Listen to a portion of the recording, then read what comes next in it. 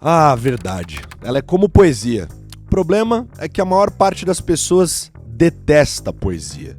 Ter o compromisso com a verdade, fugir da força do incentivo, levar aquilo que precisa ser dito é algo difícil.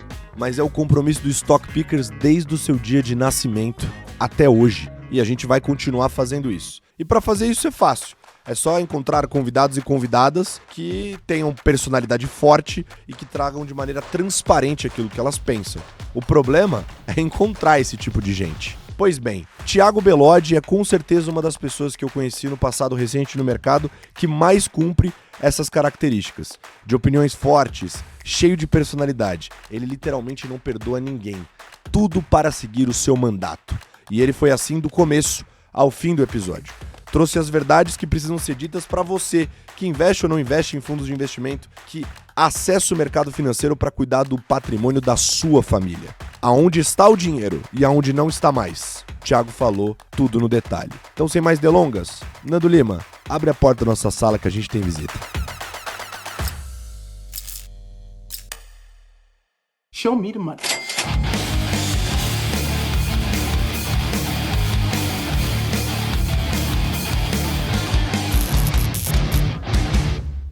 Henrique Stetter, antes da gente abrir a conversa aqui com o nosso queridíssimo e ilustre convidado, eu acho que é mais do que justo, dada a repetição, né, quantas vezes aconteceu isso aqui, a gente explicar o porquê que a gente tá com roupa diferente, né?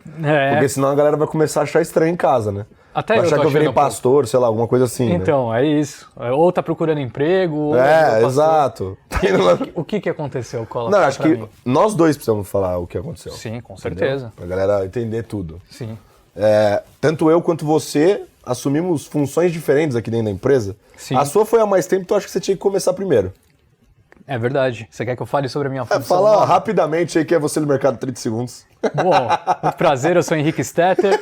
E, bom, todo mundo me conhecia por apresentar os programas aqui, né? Antes era analista que apresentava os programas e há um tempo atrás eu virei o coordenador da parte audiovisual do Infomoney. Então todos os programas, todos esses conteúdos que são gerados passam aqui pela área que a gente está nesse momento tocando aqui dentro da empresa. Que chique. Por isso que eu consigo até me vestir de forma mais despojada, digamos perfeito. assim. Você é um cara moderno. E você? Então, eu mudei de área também. É mesmo? Mudei. A gente continua aqui normal, né? Então você viu, você mudou de posição faz tempo já. Faz tempo. E não mudou nada aqui no Stock Pickers. Eu também mudei e não vai acontecer nada também no Stock Pickers. Só vai acontecer coisas boas, eu acho. Ah, sim, abre porta, né? Mas agora eu fui pro banco de atacado, Henrique Stetter. Aí sim. Eu vou ajudar lá no canal de assets, que é chamado, que as assets são clientes da XP, né? As gestoras operam na mesa, na tesouraria, né? Então tem um time lá que ajuda a cuidar desses clientes, eu vou ajudar eles. Além disso, eu vou ser o Institutional Portfolio Specialist. Que é isso? Não, agora eu entendi, porque você tá até com LC. É que não dá pra ver na câmera. Tudo isso pra dizer que tem um pedaço do dinheiro que é discricionário, ou seja, os fundos de pensão, as seguradoras, etc., elas delegam essa função de gestão para uma pessoa extremamente qualificada que, por acaso, está aqui nessa sala agora. Não é momento pra você dar risada, pô. É momento pra falar sério, pô. Está aqui nessa sala e eu vou ajudar na parte não discricionária. Então o cliente quer investir sozinho, o fundo de pensão quer investir sozinho, mas precisa ali de uma figura técnica dando os pitacos, ajudando ele a tomar a melhor decisão de investimento. Parabéns, hein, Obrigado. patrão? Tamo junto. É isso. Pra você também. Muito sucesso. Mas é isso, só pra galera entender a assimetria de roupa, de dress. Dito isso, semana que vem eu venho de social também, Fechou. porque... Fechou a balada. Bom, disclaimer feito. Bora começar. Você já conhece o nosso convidado, já vou puxar a primeira pergunta aqui pro Tiagão, que é o seguinte... Tiago, você saiu de Jabuticabal. Quantos habitantes tem em Jabuticabal? 70 mil. 70 mil habitantes, Henrique Stetter. É o Maraca. Maraca. Enche o Maraca. Enche o Maraca. E veio parar na Faria Lima. Como é que foi isso aí, cara? Na verdade, eu saí de lá para fazer faculdade aqui. E aí, na faculdade, eu arrumei um estágio. Na época, no BNP, Banco Francês. Aí eu contava lá na cidade, banco francês, a galera achava que eu morava em Paris. Né? Eu falava, meu neto tá em Paris, não sei o quê. Tinha que tirar uma onda, né? Lógico. Banco gringo e etc. Então, na verdade, eu vim para São Paulo para estudar. Então, eu saí de lá, daí uma vez aqui, acabei ficando, já são... Acho que eu moro em São Paulo há 18, 19 anos. E que eu trabalho 15. E desses 15 anos, você passou basicamente a maior parte do tempo lá no BNP. Você começou lá como comercial, não foi isso? Nascido e criado. Eu entrei... Uma história assim, meu primeiro, rapidinho, eu vou contar como é que foi. A gente estava até falando isso no almoço. Quando eu mandei currículo, eu tinha feito intercâmbio, tinha voltado da França. Aí eu vi lá BNP e falei, puta, é nóis, né? Eu vou aqui e tal. Falo francês, eu sei lá o que eu vou fazer, mas eu quero estar aqui. Voltar para a Europa um dia e tal. E aí eu entrei no site, era um pouco diferente, a época de achar emprego lá e tal. Entrei no site da faculdade, aplique aqui, mandei o currículo, me chamaram, cheguei na entrevista. Aí tinha uma moça no dia da entrevista, o que você quer fazer? Falei de mim, a única coisa que eu sabia falar, não tinha experiência ainda. Tinha feito um estágio antes, mas bem curtinho. E aí, aquela época, 21 anos, né, vai falando a rodo, não, eu acho isso, eu acho aquilo, quero falar, piriri, pororó. E aí ela falou assim, tá, o que você imagina fazer, não sei o quê. Eu falei, poderia fazer A, B, C, D, mas E não é muito minha praia, não me vejo fazendo muito ela. Olhou pra mim assim, falou, sabe o que é essa vaga? Eu falei, não. Claro que não, né, por que eu saberia? Tive nem o cuidado de entrar na internet, ou perguntado pra mim, você vê no interior, você não tem muita referência, né? Ela mandou na lata, falou, você sabe o que é renda fixa? Sabe o que é uma asset? Muito menos. Ela falou, a vaga que você está aplicando é para fazer exatamente E. Você acabou de falar que você não quer fazer. Aí daquele, Aí aquele relógio na cabeça, né? Aquele TikTok, falei, agora. Ela falou, tá, e aí? Eu falei, puta, já perdi, né? Não tem como. Eu falei, então vocês vão achar um candidato melhor, já estava fechando o caderninho, pôr na mochilinha. Ela falou, não, mas tem uma outra vaga aqui para essa mesma empresa, essa tal de asset, que é mais no lado de vendas, do comercial. Já que você está aqui, quer conversar? Vou perder viagem, né? Que eu vou contar, chave. Fui pra entrevista lá, nem vi o que era, puta, durou 5 minutos. E aí eu fiz o resto do processo ali, mas assim, foi decidido porque eu me preparei mal pra primeira entrevista e aí era a vaga que tinha, entrei. E aí passei alguns bons anos nessa área, entre comercial, parte de produtos offshore, fazendo basicamente negócios em geral, então bastante contato com o cliente. Até que em algum momento eu mudei para gestão e fui tocar os portfólios na área de alocação do BNP. E cheguei aqui no XP em novembro do ano passado. Então tem uns 9 meses que eu tô aqui. E você veio para XP para fazer a mesma coisa que você fazia lá aqui? A mesma coisa que eu fazia lá aqui, com um foco aqui nos portfólios institucionais. Tudo que é fundação, seguradora, RPPS, quando tem carteira administrada, mas basicamente CNPJs. Então tem o pessoal que se ocupa ali do que tem um CPF na ponta, eu me ocupo do que tem um CNPJ. A gente fala pouco sobre esse bolso aqui no Stock Pickers, Henrique, mas ele disparado é o que mais faz preço no mercado, porque a gente está falando dos maiores cheques. Sim, é grana até não querer mais. Exato, e eles conseguem mover os preços e a lógica de investimento também é muito diferente, não é mais, assim, quando a gente compara com, sei lá, um investidor pessoa física, tem suas diferenças, não tem, Thiago? Tem, cara, e acho que é um ponto importante que é o seguinte, discorrendo um pouco aqui, o Brasil ele tem, depois a gente vai chegar nesse ponto, nos ciclos econômicos que são curtos, para dizer que se a gente voltar no tempo, 10, 15 anos atrás, quando o juro era alto, a gente ainda não tinha passado por uma série, muito se discute hoje por que o PIB anda, porque teve reforma, então era um ambiente mais difícil há 15 anos atrás e as pessoas eram mais conservadoras, de uma forma ampla, seja pessoas físicas, os private banks e as fundações em geral.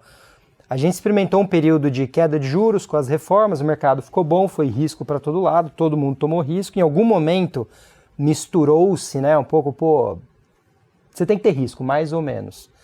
E agora a gente voltou a separar um pouco, normalizar essa dimensão, porque o juro está alto, vai subir agora, NTNB está pagando acima de 6, então a gente voltou um pouco no tempo, e esse tempo era uma fundação, ela basicamente é o acúmulo, né? O que é o fundo de pensão? O acúmulo de dinheiro por décadas de uma pessoa que trabalha, fazendo sobretudo uma previdência complementar. Então, se a gente aposentar aqui pelo INSS é uma coisa, mas todo mundo guarda um pouco de dinheiro e quem trabalha em instituição tem lá a sua contribuição. Então, o indivíduo poupa dinheiro por décadas para gastar em décadas, mas menos tempo do que ele poupou. Então vai aposentar com 65, 70, você vai viver mais, sei lá, 25, 30 anos e vai acumular por 40. Então assim, é um trabalho de muito acúmulo de recurso no tempo para você gastar também num tempo. Então isso naturalmente pede um certo conservadorismo.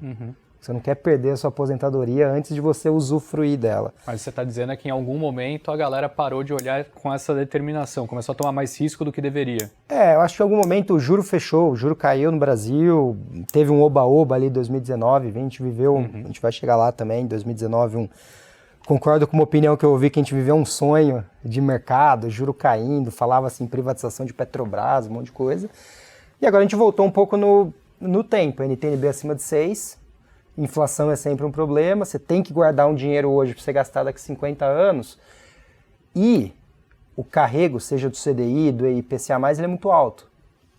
Então só a renda fixa ela te dá um colchão muito grande. E o que eu vejo também no lado de pessoas físicas em geral, a diferença para uma fundação, por exemplo, primeiro que a fundação é um ente regulado, ou uma seguradora, ou né, um RPPS. Então você tem ali um regulador, você tem limites estabelecidos.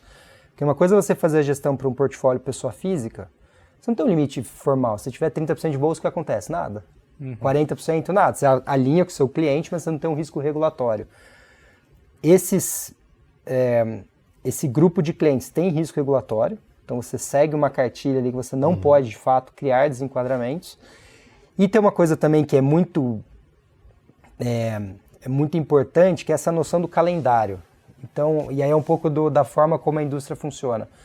A gente investe lá na frente, né? Para daqui 30 anos, 40 anos, mas os ativos têm marcação diária, todos os clientes conferem os seus extratos numa base diária, mensal, e os próprios entes regulados, eles têm os períodos anuais para reportar resultado. Para colocar no site da fundação, para botar o balanço auditado de quantos reais ele ganhou, ele perdeu. Então o próprio horizonte, ele aparentemente está mais curto, porque eu estou mirando um longo prazo, mas eu vou ser cobrado em 31/12. E é uma coisa assim, é aquela, a gente fala portfólio base zero, ou ser zero taxímetro. Eu não vou carregar de 2024, por exemplo, um bom resultado, perder dinheiro em 25 e dizer, olha o que eu fiz em 24, zerou o taxímetro. A pessoa física talvez você consiga, porque no máximo você tem ali o imposto de renda, né? Você fecha o seu imposto de renda, mas você vê uma integral de dinheiro no tempo, é o seu dinheiro, você aguenta. Uma fundação entra e sai participante todo dia, você tem de novo o ano fiscal ali bonitinho que as pessoas têm que reportar. Então, essa é uma diferença importante. Um conservadorismo ali acho que mais presente por conta do atual ciclo econômico e de juros. E esse olho sempre em 31/12, que é a meta.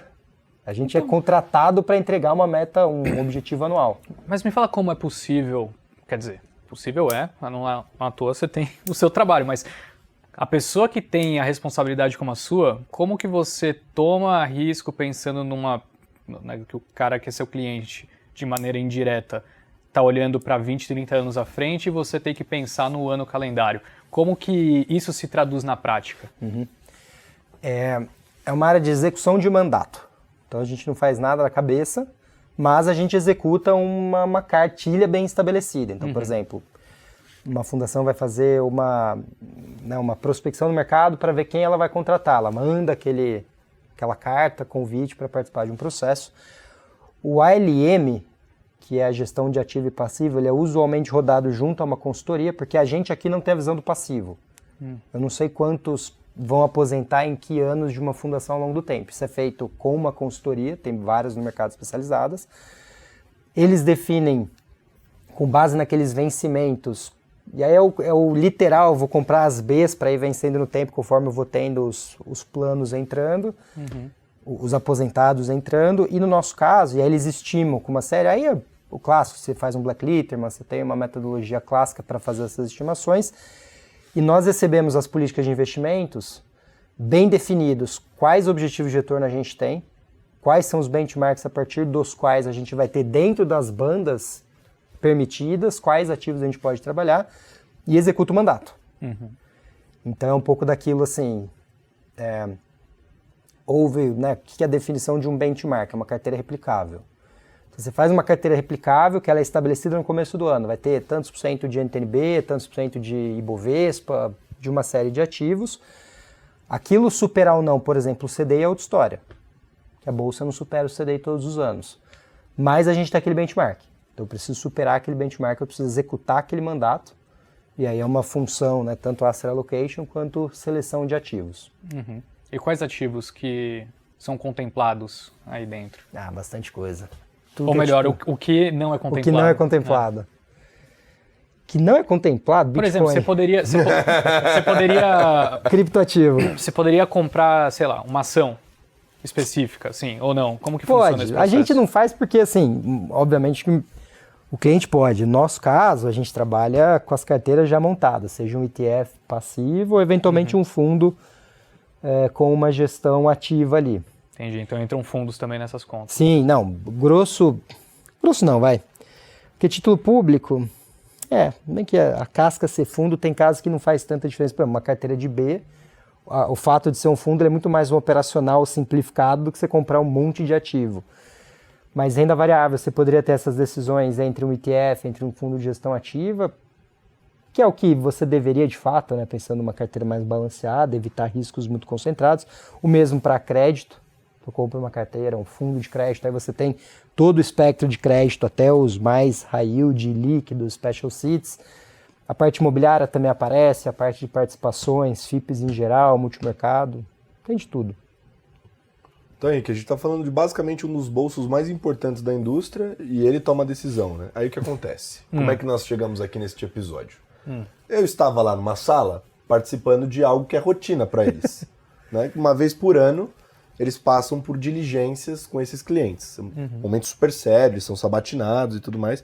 Inclusive perguntas sérias ali, detalhadas, que eles têm que responder tudo. E muitas perguntas que foram feitas pro Tiagão eram perguntas sobre filosofia, a forma que ele enxerga o mercado e tal. E quando ele começou a responder, eu ficava pensando só assim, cara, ele precisa ir no Stock Pickers urgente. Porque Aí ferrou, hein? são ideias muito boas que eu acho que ele deveria... Se o investidor médio brasileiro tiver acesso a essa informação, eu tenho certeza que ele vai tomar a decisão melhor de investimento na vida dele, lá na carteira dele. E aí, por isso, o convite também para o Tiagão estar aqui. Boa. Então, eu queria abrir essas perguntas, que são um pouco mais capciosas, digamos assim. Gostamos. Mas a gente falou aqui, mais de uma vez, a gente teve até um episódio recentemente lá do aniversário do VRB, a gente abordou esses temas polêmicos também lá, porque também foi um papo mais para alocação. Só que eu acho que o Thiago vai dar umas respostas mais afiadas. É mesmo? Eu gosto do estilo. Mas, basicamente é o seguinte, a gente está passando por uma das piores fases da história da indústria de fundos no Brasil, e a gente pode colocar aqui em vários setores, mas especialmente os fundos multimercado. Todo mundo sabe aí, não preciso mais falar. A gente falou no Carteiros do Condado várias vezes também. Tá 2 anos falando sem parar sobre o mesmo Exato. assunto. Então, assim, tem, sei lá, foi uma das piores quedas em termos até não só de profundidade, mas de tempo também, né? Que os resultados estão ruins. É bem longo. Os fundos estão sofrendo resgates, que ao nosso ver é uma coisa que meio que começou e ainda vai continuar, provavelmente. Só que tiveram vários movimentos na indústria que as pessoas não repararam tanto, né? Mas enfim, resultados muito ruins. E aí, algumas pessoas, alguns investidores se apoiaram muito na placa das casas, né, das gestoras dos grandes nomes, né, para se apoiar numa tese de investimento de longo prazo, falar, não, peraí, não vou resgatar o dinheiro, vou ficar. Você para pra pensar na indústria de fundos, normalmente você pensa, pô, fala uma gestora foda. Normalmente vem na cabeça uma gestora com fundos multimercados, é meio que padrão. Padrão, exato. Que é um dos maiores bolsos que tem também. E aí você veio ali de 2020, que era o cenário que ele está descrevendo, Thiago, agora, sobre uma performance boa, 2021 um ano mais complexo e 2022 aquele ano em que ninguém tá ganhando dinheiro, só que os fundos multimercados pegaram o trade de juros lá fora, né? Então todo mundo fazendo 20%, 30%, alguns. Então é isso, né? A história é essa, são placas fortes com performance que até então estava entregando muito bem. Só que aí depois virou. Teve gente que quis ficar, teve gente que vendeu e resgatou, por isso os números aí da indústria. Mas eu queria perguntar pro Thiago, qual é a opinião dele sobre esse tema? Porque, enfim, eu acho que é um tema interessante de ser discutido. E aí, Thiago, o que você acha sobre essa situação dos multimercados? E agora, hein? Dá para construir isso aí com vários blocos. Primeiro ponto, assim, antes até que é um pouco do que a gente estava falando antes, esse trabalho de alocação, sobretudo essa parte de fundações, ele tem uma responsabilidade social muito grande, porque é um dinheiro muito grande que a gente gere de outras pessoas, né? Então, o meu, o seu, dos nossos pais, quem vai aposentar lá na frente. E isso influencia, sobretudo esse ponto de vista do conservadorismo, ou pelo menos de uma aversão a perdas, que acho que esse é um ponto importante, a gente vai falar, que juntando as duas coisas, o mercado experimentou ali um 2019 mágico. Então eu gostei de novo da definição de um gestor que eu vi. Porque a gente viveu um sonho, teve previdência, o PIB andou, a inflação estava baixa, juros caindo, falava assim privatização da Petrobras, então assim, tava, o mercado, aquele ano, se eu não me engano, o Ibovespa subiu 30, o Small Cap subiu 60. E a Belonga, 90%. A Belonga fechou bem, acho que o IMAB naquele ano deu 17, alguma coisa assim, também. Muito forte, muito forte. E aí aquilo gera, assim, o próprio efeito retrovisor, enfim, é a forma como a vida é, e obviamente quando você contrata um gestor profissional, você espera que ele faça uma coisa diferente, minimamente evitando a sedução absoluta que é você olhar um histórico passado e assumir que aquilo é para sempre. Quando acaba o ano 2019, a gente vê a indústria, esse movimento começou no impeachment, e aí foi quando começou a convergência de juros, começou a reforma trabalhista, não sei o quê. O mercado foi melhorando e a Bolsa bateu acho que 42 mil pontos, 40 mil pontos no piso ali no período pré-impeachment, o negócio foi para 80, dobrou de tamanho. Então, deu muito dinheiro aquele período, óbvio que perdeu-se bastante, mas dali para frente a história foi boa, atingiu um auge ali em 2019 e expandiu-se muito a oferta de produtos. Muitos novos gestores, muitos novos fundos. Se a gente pensar 10 anos atrás, a oferta era bem menos extensa, eram poucos nomes. E a gente tinha uma outra coisa que é importante nessa equação, que era aquela ideia que há 10 anos atrás você tinha muita noção da escassez. Então você tinha um determinado fundo que ele estava fechado e ele era assim, 80% de um grande banco, de um grande private, você tinha ali. Então você tinha um pouco essa ideia de ter o dinheiro em algum lugar porque ele tinha acesso a um fundo X. Que, esse fundo é muito escasso. Aí, eventualmente, aquele fundo X fechava para captação, abria um Y de um, sei lá, um segundo gestor, ou mesmo a própria gestora lançava um fundo D60. Quando veio esse 2019, pré-Covid, vamos falar assim, teve essa expansão muito grande, um fluxo muito grande de dinheiro, a gente viu um monte de asset abrindo, um monte de gente montando novos produtos, e o dinheiro entrando. E aí a gente tinha muito aquela dimensão, qual que é o tamanho de um fundo, né? Não tem número mágico, independente. Acho que isso aí é furada querer estimar. Mas, uma coisa que é inegável é que o tamanho atrapalha. E aí a gente viu esses fundos atingindo um tamanho muito grande, entrando dinheiro, e a distribuição e tudo mais, a alocação, ao ponto que eles ficaram muito grandes para navegar. E aqui é onde eu acho que entra uma primeira análise importante. Quando eu fiz o meu mestrado, a tese era sobre geração de alfa, era a habilidade dos gestores, lá na GV tem a tese, e constrangimento de capacidade. Basicamente assim, a gente fez uma regressão na década passada, com 7, 8 fatores betas de mercado, de juro, de 3 de juros, de bolsa, de câmbio, de S&P, não sei o quê. O alfa é escasso, essa é uma primeira conclusão estatisticamente significante, que o alfa é escasso. E a segunda, a hora que você colocava um constrangimento de capacidade, ele diminuía ainda mais. Que é basicamente assim, as estratégias não são tão replicáveis. É difícil, uma coisa é você operar um fundo pequeno e você faz ali, etc. Outra coisa é você, de repente, ficar muito grande. Aquele alfa que foi gerado, até se você fizer a conta em reais, né? Um fundo de 100 milhões gerou 10% de alfa, o cara fez 10 milhões de reais. Se ele tiver 10 bi, para ele fazer 1 bi de reais, e todo mundo se propor a fazer em dinheiro, não tem tanto dinheiro no mercado para ser feito. E aí o tamanho, ele vai impactando a capacidade do gestor de gerar alfa. E na década passada, a gente teve uma década dominada por beta. Se a gente pensar ali, a primeira metade até pouco antes do impeachment, tem um ganhozinho aqui e ali, porque a bolsa deu uma andadinha em 2012, etc. 13, 14, 15 anos horrorosos. O câmbio foi quando estourou, a B bateu 7, a bolsa derreteu. Um grande trade na época era apostar contra o Brasil. Então era, compra dólar. Compra dólar, sai fora, toma o DI, fica fora do mercado, que só de você não estar exposto aí você ganha dinheiro. E depois vem impeachment e a segunda metade da década andou. A gente entra na pandemia. Foi também um choque ali, o Covid em si ele voltou rápido, aí foi esse mundo novo, de repente o juro no Brasil vai para 2. Cara, lembra, a gente fazia reunião com o cliente, era mensalmente 0,14 ao mês.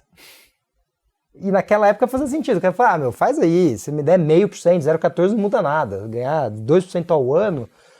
Então o cara que ganha 2% ao ano, ele até topava mais 5 menos 5. Porque 2, a diferença vai fazer 2%. Só que da mesma forma que foi, voltou muito rápido.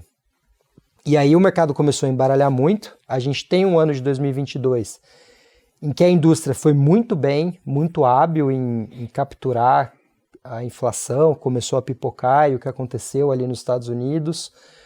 Esse foi um trade muito ganhador, virou até um caso, assim, os brasileiros no mundo, né? Pô, a galera entende o que a gente falava, né? Falava-se, ouvia-se. De inflação, o brasileiro entende. A gente sabe o que tem que fazer, vende bolsa, toma os juros e etc.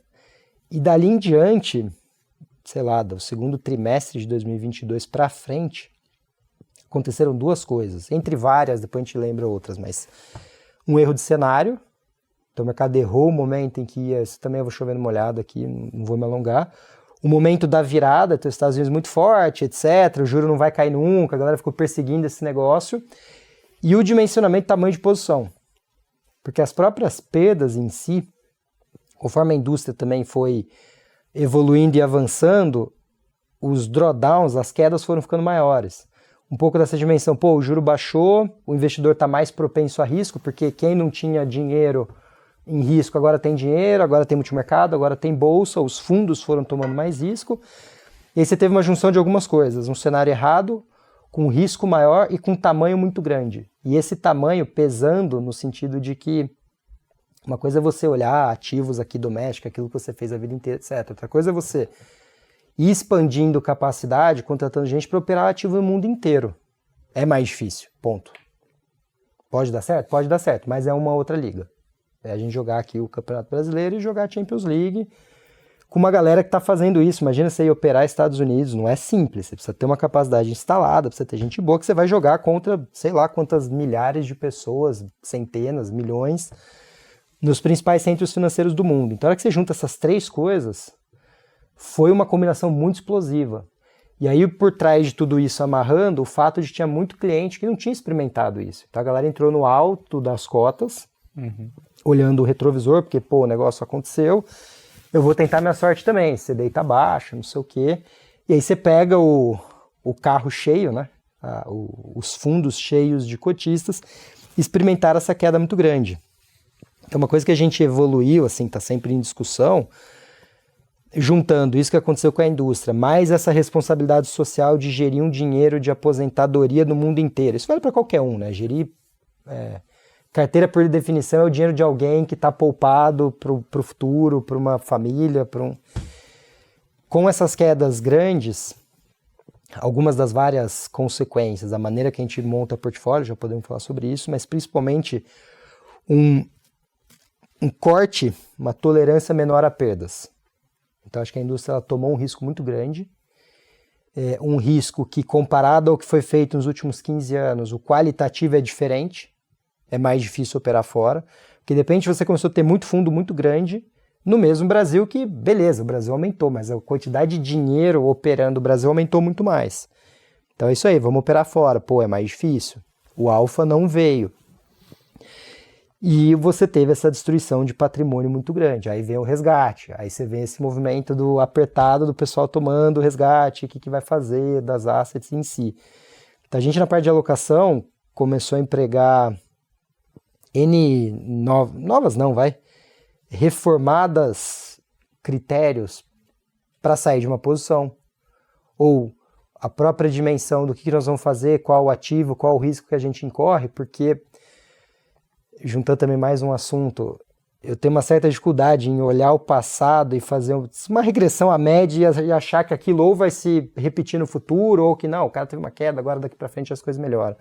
O melhor exemplo que eu dou para isso, tá até falando o pessoal na música, pô, você vai usar essa, eu vou usar essa. Você acredita em reversão à média? Eu tendo a acreditar. Talvez, né? Mas se permite não acreditar, certo? Se permite achar que cada caso é um caso. Cara, pensa no clima.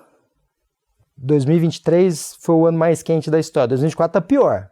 Pô, a gente não teve inverno, é uma palhaçada isso aqui. Tá 37 graus hoje na rua, no termômetro aqui tudo bem, no sol. Se a gente teve os 2 anos mais quentes da história, numa reversão à média, se assumir que a temperatura da Terra na média é, sei lá, 20 graus, a gente tá rodando a 24, a gente teria que rodar os anos seguintes a 16, a 15, para você convergir a média, ou minimamente perto de 20, 19, qualquer coisa. A gente está atipicamente acima, agora vai convergir. Cara, acho que isso não acontece. Por quê? Porque o mundo mudou. Sim. A estrutura da Terra, dos poluentes, da Revolução Industrial e o aquecimento global mudou. O mercado, eu acredito que também é similar. O mercado de hoje é diferente. O que você acredita que mudou no mercado atualmente, assim? São várias coisas e provavelmente eu não vou falar todas que eu me lembro agora. As principais, assim, que mais chamam tamanho, atenção. Profundidade, os caras que atuam, os quantitativos, o tamanho de dinheiro posto em risco.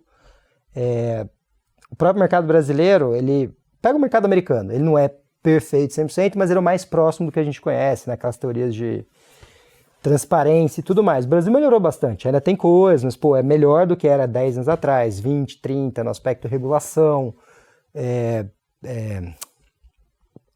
supervisão de mercado, as próprias insider trading, essas coisas evoluiu muito. A informação ela é mais uniforme para todo mundo, ainda é imperfeito, mas é melhor do que era no passado. Sim. Você tem pessoa física, antigamente não tinha na bolsa, em outros mercados. O gringo sempre teve, beleza, mas os robôs, a sofisticação das estratégias, então assim, tamanho do cheque, entre outras várias coisas que eu provavelmente esqueci. Lá fora também, cara, tem Bitcoin, bicho, que é uma coisa que eu não consigo entender muito bem, que tá aí, concorrente também, faz preço, etc. Então esse conjunto de coisas, eles vão mudando. Então eu tenho uma dificuldade de achar, olhar aqui, tá um período ruim, não sei o quê, olhar lá atrás, não, porque se a gente pegar um período, eu não sei, cara, essas coisas normalizam numa simples métrica de reversão médica. Acho que o mercado é diferente. Sim, total. E você falou um ponto que me chamou muita atenção. Você falou que vocês reformularam alguns critérios, né, de análise. O que seria exatamente essa reformulação? O que vocês, sei lá, olhavam no passado e de alguma maneira tiveram que mudar a perspectiva como vocês olham atualmente para esses, né, grandes players? Qual foi essa grande mudança? A gente tá mais duro. Tem que estar, pô. O juro tá alto, vai subir mais, houve uma perda de dinheiro grande da indústria, né? Não, pô, a pior coisa do mundo é você perder o dinheiro dos outros. Então a gente tá mais rígido em relação às quedas, porque a própria noção de você ter uma queda, de novo, um ativo que caiu 10, você acha que ele vai subir 10 porque a convergência média dele? Não sei. Por que eu acho que o mercado é diferente, só voltando em relação ao clima, por exemplo? Que é difícil você simplesmente modelar aquilo. Todas as premissas que se usam, elas são com base nas estatísticas passadas. Sim. Os próprios fundos quant, eles olham dados até o segundo anterior, mas no segundo seguinte, o que pode acontecer? Sei lá, cara, estoura uma guerra no Oriente, acontece uma coisa, uma tentativa de assassinato de um presidente, sabe assim? Pode acontecer um monte de coisa, de repente acorda algum fundo que bateu um stop e precisa desovar uma posição, os CTAs, né, que são os fundos quant, de repente o cara bate uma tendência, você tá olhando aqui, você não vê, o cara vem.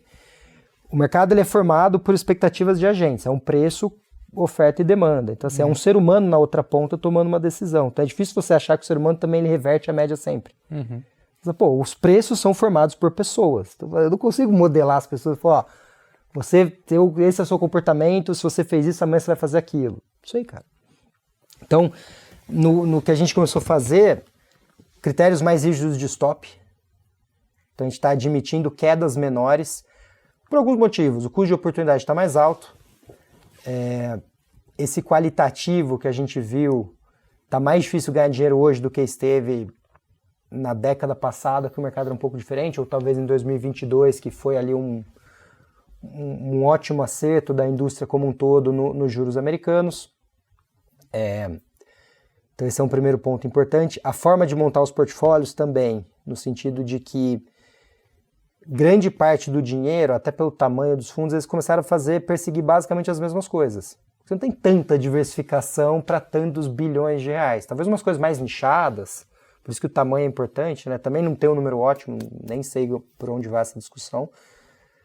Mas você tem alguma coisa sobre um mix entre agilidade, entre um tamanho muito grande e diversificação. Então a composição da carteira, o mix que a gente usa, para ter um pouco de estilos diferentes. Porque senão, de repente, você diversifica 5, 6 caras e estão fazendo a mesma coisa. Tive muito isso em equity também. Então, uma forma importante é quais ativos a gente escolhe, por exemplo, multimercado, as subclasses, entre macro, arbitragem, entre outros. Os drawdowns, eu falei que acho que esse é um ponto importante, porque no limite é aquilo, né? Retorno composto no tempo, às vezes cai pouco é melhor que ganhar muito. Tudo que cai 50 precisa subir 100 depois, né? O ativo cai 80 precisa subir 500. E sabendo também que fazendo gestão de o nosso negócio é fazer gestão de produtos exclusivos, e nós temos reuniões mensais com nossos clientes e tudo mais. Cara, a pior coisa que você pode fazer é tomar suas decisões sem minimamente sentir o seu cliente. Porque ele te contrata para isso. Ele participa, ele quer saber. Você tem graus de interação, mas um mínimo necessário, todo mundo quer saber. Pô, o que você está fazendo com a minha grana? Deixa eu só ver aí o que você está fazendo. Sim. Aí você tem um juro super alto, uma B pagando 6,20. Esse ajuste de expectativa é importante, porque os clientes também nos dão muitos ótimos insights. Você vai testando um pouco. Você fala, pô, às vezes eu sou tão bom quanto meu cliente me acha, né? Sim. Que eu posso achar um monte de coisa, fazer tudo errado e, pô, eu vou ser o cara ruim, mas achei, sabe assim, pô, errei achando que eu tava acertando. Então esse é um input importante também, de ficar o mais próximo possível, porque esse cara também, ele tem a dor na outra ponta. Sobretudo esse mundo do institucional, geralmente são pessoas tomando decisões por outras pessoas. Então, trazer para perto essa discussão, para ir ajustando, pô, o que estão fazendo, como está a expectativa, e uma busca por mais... Não dá para usar a palavra previsibilidade, isso aí não existe muito, mas por mais consistência nas carteiras. Então, uma dinâmica um pouco mais de ganhar pouco de uma maneira mais constante, perder pouco do que uns eventos muito discretos, assim, dei 10% no mês e cai 12% no outro. O ciclo no Brasil é muito curto, e você entra cliente, sai cliente, então é um pouco essa noção da experiência do cliente. Sim. Que eu sempre penso assim, uma das coisas, né, que eu não entendo muito do Bitcoin, mas eu sei que a data que eu entro faz muita diferença para minha experiência. Entrei num dia X, o negócio subiu 20%, eu não vou saber explicar, mas subiu 20%, então, pô, tô feliz. Aí meu irmão entrou uma semana depois que eu falei para ele pegou a queda na cabeça. Ele falou, pô, isso aqui... Então, num país que o juro é muito alto, acho que essa questão da consistência, você vai tendo, de novo, não é previsibilidade, porque isso é impossível de garantir, mas uma consistência maior em relação a um retorno mais disperso no tempo, acho que isso ajuda também a cumprir, entregar, a gente tem as metas anuais. 31/12 está ali, eu tô vendo o relógio cada dia que vai passando, eu sei o quão distante eu tô, eu sei o que eu preciso fazer. Mas olha só, quando se fala em fundo, a primeira coisa que você aprende é que você tem que olhar, você deveria olhar pelo menos para o longo prazo, vai. Então, sei lá, se você vai investir num multimercado, você deveria olhar para pelo menos 3 anos. Essa é a regrinha de bolso que você escuta no corredor. Só que quando a gente cruza os fatores que você falou, de tamanho dos fundos, até onde eu sei quem define o tamanho dos fundos é a própria gestora, porque ela tem o poder de fechar o fundo para captação ou não. Sim. Então, se ela ficou grande demais, e você disse que estatisticamente é comprovado que tamanho joga contra, foi uma decisão da casa, de ficar grande demais. Operar outros mercados, que poderia até entrar naquela história de style drift, né, que é quando o gestor muda o estilo de jogo dele, isso deveria ser uma luz que acende no seu painel, também é escolha, por mais que contratou time, etc., ele sabe que está indo jogar outra liga que ele pode eventualmente não estar tão pronto ou ser tão competitivo, né, igual você disse. E a questão das quedas também é uma escolha da gestora. Aí você junta esses 3 fatores e olha lá para tua carteira. Quando você olhou lá, você assumiu os portfólios há 9 meses atrás aqui da XP. Aí você olhou, você falou, não, espera, vou ficar investido no longo prazo porque isso aqui volta, o time é foda, os retornos passados são incríveis, ou você acredita que esse negócio de convergir para a média é uma história e, pô, você teve 3 faltas aqui comigo, então vou te raquetar da carteira. Como é que é essa tomar decisão? Cara, acho que tem que ser caso a caso. Por exemplo, isso que você citou, e é uma coisa que, assim, é aquela discussão, né? A gente, da mesma forma que um cliente nos contrata para fazer gestão de portfólio, parte do princípio que ele confia no nosso trabalho e vai nos avaliar. Então, no caso de um agente regulado, a gente tem ali claramente o que a gente pode e não pode, o que são as infrações de regulamento, de política de investimento, de norma, e o cliente vai nos cobrar naquela frequência mensal que a gente conversa e com aquele retorno anual. Então você tem um grau, claro que também é muito subjetivo, né? Um grau de liberdade. Da mesma forma, quando a gente vai contratar um gestor para compor um portfólio, nós também damos a ele um grau de liberdade, uma confiança para gerir um dinheiro que não é nosso também, é de um cliente nosso. Beleza, se for eu na física, vou ali, compro, vou no aplicativo, é o meu, mas profissionalmente falando, a gente está delegando o dinheiro de um cliente que nos delegou. Tem um certo subjetivo, no sentido de, bom, esse cara vai acumulando isso que você citou como as faltas. É um pouco assim, a gente não tem uma regra de bolso, porque, primeiro, o mercado ele é feito por pessoas na outra ponta. Você tem, obviamente, um fator sorte. Cara, desculpa, mas infelizmente sorte importa muito. Se você fosse assim, ciências naturais... Que não é desprezível, né? Que não é desprezível. Tem aquela frase, né, com sorte você atravessa o mundo, sem sorte você não atravessa a rua. E as ciências naturais, de alguma forma, elas seguem um padrão. O mercado às vezes tem essas coisas. Então, às vezes você tem um time extremamente capacitado, que deu azar, teve uma queda muito grande. Às vezes você tem um time mais ou menos que deu sorte.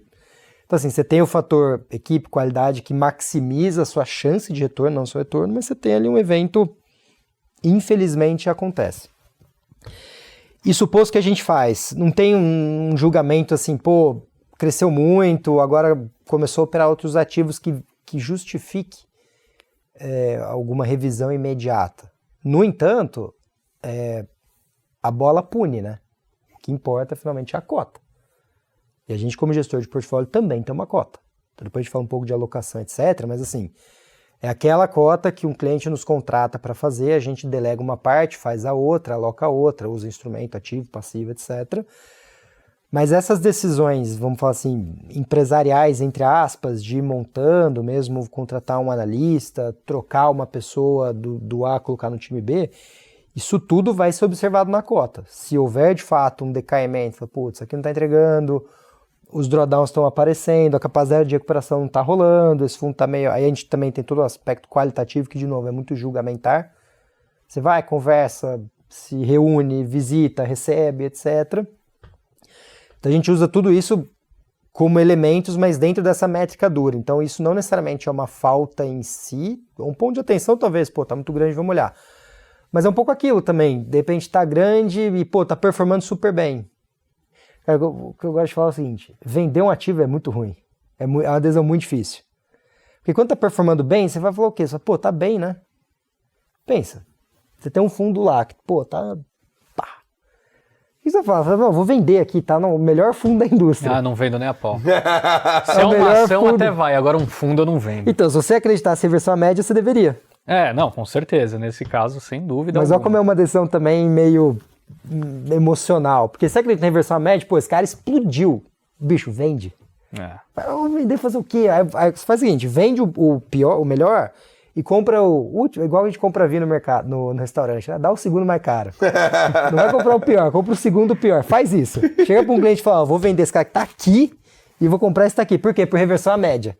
Esse cara vai subir, esse cara vai cair. Tá vendo como é difícil reversão à média? Não, esquece. Com fundo, impossível. Para mim, não dá, não. E aí, cara, você não vai querer vender o que tá muito bem, porque, puta, tá bem, esse cara tá me ajudando. E o que tá muito mal também, se a gente vê, assim, para qualquer gestor... Você vender o seu pior ativo é você meio que assumir que está errado. Pô, errei o call. Se você vende o seu pior ativo, você fala assim, pô, vou sair na pior hora, esse negócio vai subir na minha cara. Sim. Só de raiva ele vai ter o melhor mês na hora que cotizar o meu resgate. Uhum. Então você estopar e encerrar uma posição é muito difícil. Que a ganhadora, você vai ficar meio, pô, mas o cara tá ganhando, tá bem, justifica. E a perdedora, você fica um pouco com essa dor de, putz, vai que ele volta, vai que não sei o quê. A menos que haja uma coisa muito grave, né, mas... Então isso tudo ele entra nesse molho, nessa equação que a gente olha de todos os critérios quantitativos. Então estamos mais rígidos em relação às quedas, em relação aos desvios de benchmark que a gente pode correr, essa dispersão de retorno, preferindo uma coisa mais consistente e menos dispersa, para que no tempo isso crie uma integral boa de retorno. E essas análises qualitativas também, a gente está mais vigilante, mais de olho, mas, de novo, a cota ali, ela, tecnicamente, se aquela tese de mestrado está certa, o crescimento muito grande também vai aparecer na própria cota. Então, isso já vai estar meio que retroalimentado nessa nossa discussão. Agora, indo para os fundos de ações. porque a gente recebe vários dos gestores aqui e uma das frases que a gente mais escutou nesses anos foi: tá muito difícil de bater o Ibovespa. Pô, aí é fogo, hein, bicho? Me segurando. Imagina o aqui. S&P, então. Galera falando assim, tá muito difícil de bater o Ibovespa. Aí a gente, por quê? Aí a galera falava pra mim pro Stetter, porque o índice tem muita commodity, né? Tem peso relevante nessas empresas que a gente costuma ter menos do que o índice no relativo, etc. E quem não tinha Petro e Vale nos últimos anos não bateu. Ninguém pegou isso aí, quase tal, impossível. né? Dizendo sempre que o mercado tá difícil. Além disso, a gente viu vários nomes relevantes, de bastante respeito da indústria, fazendo investimentos relevantes em algumas teses de investimento que minguaram, assim, né? Sei lá, exemplos aí que eu lembro de cabeça. Natura foi um desses. Clássico, Hapvida. Natura. E a galera... Renner. Exato. E aí a galera Fora os IPOs todos, né? Fora os IPOs, que foram super mal, etc. E aí fica uma coisa assim, quase que não sei se é exatamente isso, não dá pra afirmar, mas parece que você tira o peso de você e joga no mercado, no senhor mercado, né? A culpa é do senhor mercado. Eu queria saber, nesse assunto, qual é a sua visão? Se realmente tem fundamento falar que historicamente eles estavam under ou não? Foi erro?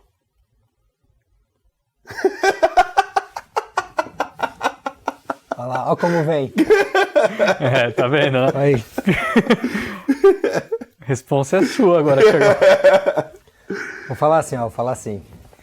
Para um portfólio cujo objetivo é Ibov mais 2, que é geralmente o que a gente tem no universo das fundações, a resposta é esse ativo não encaixa. Porque é aquilo, assim, isso... Aprendizados da vida, né? Eu lembro, acho que foi 2020. Eu fui um pouco nessa ideia, a gente tinha uns clientes lá na época, e não, porque o índice e tal, não sei o que, é difícil, Vale, Petro. Aí o cliente me respondeu, falou assim, azar o seu, não tenho culpa, o Ibovespa é meu benchmark, se vira. Errado vira, não você está. Azar o seu, você assinou um papel dizendo que você ia buscar Ibov mais 2. Azar o seu, que Vale, Petro, não sei o que, dane-se. E aí é onde eu acho que a gente volta um pouco... juntando as duas coisas. O Brasil teve, até comentar uma parada que é como a gente está endereçando as carteiras. O Brasil ele voltou no que era 10 anos atrás, certo? Juro alto, um cenário, um ambiente muito ruim para inovação, o small caps como índice, ele tem pequenos momentos de brilho, depois ele afunda. E é isso aí, cara. Vale, Petro, os bancos, mineração, siderurgia... E o cliente nos cobra isso. Então, assim, é um erro muito grande na posição de alocador a gente aceitar isso. Porque aí você descasou. Meu cliente me pede Ibov mais 2, eu vou investir em ativos que não estão nem aí para Ibov mais 2. E eu não posso fazer isso. Eu não posso chegar pro cara e falar assim, te dei Ibov mais 10. Porque foi um beta bom, o mercado andou assim. O certo era o cliente resgatar da gente. Assim, Ibov mais 10 para um Ibov mais 2, dá aqui esse mandato, você tá maluco. É tipo um fundo high grade da CDI mais 3, sabe assim? Uhum. Pô, parou. Tomou muito mais risco que deveria. Estourou a política. Da mesma forma que você não pode dar Ibov menos 8. Então assim, como que a gente endereça isso? O índice é o que tá no Jornal Nacional que as pessoas veem. Então aquele ano de 2020, 2021, eu lembro, cara, das conversas com os clientes e tal, saía no Jornal Nacional, Ibov subiu 3% esse mês, aí o meu fundo deu 2%. A Ibov caiu 3, meu fundo caiu 5. Pô, o que é isso? Quando sobe, sobe menos, quando cai, cai mais. É o índice que tem, é isso aí, azar, não tem o que fazer, tem que bater esse índice, a gente assina uma carta na hora que a gente aceita o mandato, que a gente faz uma proposta, pô, quero esse mandato, tem que ter esse fundo. E aí na prática, nós temos que montar um portfólio que ele seja minimamente, e aí essas fundações elas têm os limites de tracking error e tudo mais, de BVAR, etc. Então a gente tem bem delimitado, esse é o lado bom de executar mandato. Um desafio de achar ativos que o problema não é um fundo assim, o problema é uma carteira inteira assim. Porque numa noção de portfólio, cada R$1 que você põe, você tira de algum lugar, certo? Então mesmo multimercado, você consegue, assim, grosso modo, depois você fazer essa conta. Mas você consegue juntar um monte de fundo vol 6 com 8 e ter uma carteira vol 3 com 4, pelo efeito da descorrelação. Uhum. Não sei exatamente o número, mas você pegar 2 fundos de vol 8, você talvez consiga uma vol 5. Depende da covariância, etc. Então, na própria bolsa, você consegue ter os caras mais agnósticos, né? Numa pegada mais livre, bons negócios, etc. Qual o problema? 31/12 e BOV mais 2. E aí, qual que é o lance? Que é onde entra um pouco do Asset Allocation. E eu acredito que os ciclos no Brasil são curtos. O nosso investidor, ele, tradicionalmente, ele é mais conservador, o juro é alto, o custo de oportunidade é alto, e o macro domina tudo. Então, o que a gente viu nos últimos 3 anos? Putz, ótimos negócios, mas o juro foi de 7 para 2, para 14, a inflação foi 15, o PIB foi menos não sei quanto, foi mais não sei quanto, é o fiscal, é não sei o que lá. Cada 6 meses a gente tem uma bomba nova que, desculpa, a planilha do analista, beleza, número eu boto o que eu quiser. Então, assim, é uma parada de... Os ativos, primeiro, eles não estão pendurados no vácuo. O resto, eu acredito nisso, o resto que acontece importa. E quando você monta um portfólio, de novo, a gente sempre usa números do passado para montar o futuro. Então, não necessariamente tudo aquilo que a gente estudou, ou por sorte, ou por infortúnio, que a gente pega a maior recessão, alguma coisa, pode dar tudo errado. Mas formas de minimizar isso. Quais tipos de ativos a gente vai ter? Então, a gente está numa fase, nos últimos meses, muito menos charmosa, muito menos sexy na parte de bolsa, no sentido de, puta, grandes empresas, não sei o que, disrupção, lembra? Financial deepening, uma série de nomes legais ali, mas, cara, o Brasil é isso aí mesmo, é commodity, SaaS, né? Tinha muita SaaS pra caramba. É isso aí, é bancão grande, não sei o que lá. E aí, você tem alguns fundos, de novo, você pode ter 3, 4 fundos, a hora que você coloca o quinto, ele muda todo o mix, pela covariância entre eles. Então é aquela história, cada fundo que você põe no portfólio, ele mexe o comportamento da carteira, o ativo em si e o peso que você dá para ele. Então, assim, você pode eventualmente ter um outro, porém, saiba que esse desvio, ele pode jogar contra, e quando ele jogar a favor, pensando em unidades de valor, assim, sentimentais, aquela história, você fala para um cliente assim, nossa, você tem o benchmark, eu dei benchmark mais 3, beleza, eu te pago para isso. Eu dei benchmark menos 1. Então, assim, você tem um benchmark, você tem que executar aquele negócio, perder pouco. O que a gente faz? Combina ativos que façam minimamente algo diferente entre si, que a gente viu na indústria. Cresceu demais, muito dinheiro para a bolsa, as carteiras eram muito similares, os ativos eram os mesmos, o mercado ele ficou mais profundo, mas ele era raso ainda, né? A porta era pequena, veio os resgates, putz. E a gente sempre falava do gringo, né? O gringo, quando ele entra no Brasil, ele compra, sei lá, o Futura, o Ibovespa mesmo, né? O índice. Então ele compra isso aí, ele compra essas commodities. Então quando a gente monta essas carteiras, a ideia é combinar os ativos. Você até pode ter qualquer ativo, contanto que você tenha um racional macroeconômico para encaixá-lo, um stop para ele, e o resto da carteira que de alguma forma, você pode ter um atacante, sabe? Você pode ter um Romário. Ah, vou voltar para marcar? Quero nem saber, eu vou ficar aqui na banheira. Se tiver outros 10 caras que vão correr por ele. E pai, corre, dá carrinho e cruza e não sei o que, o cara fala, eu vou voltar aqui até metade do campo e azar o seu, você que corre aí, que o pai é estrela. Isso para dizer que na hora de executar o mandato, o Ibov mais 2 no caso de bolsa está ali. Puta, não é culpa minha também. Então isso vai refletir na forma que a gente monta a carteira, os ativos que compõem. Recentemente, num call muito mais macro do que micro, o que é o Brasil que dá certo, né? É das commodities, é dos bancos e do setor de commodities agrícolas, metálicas e combustíveis fósseis e do setor de utilidade pública e energia elétrica. Tudo isso está dentro do índice de dividendos, do IDIV mesmo.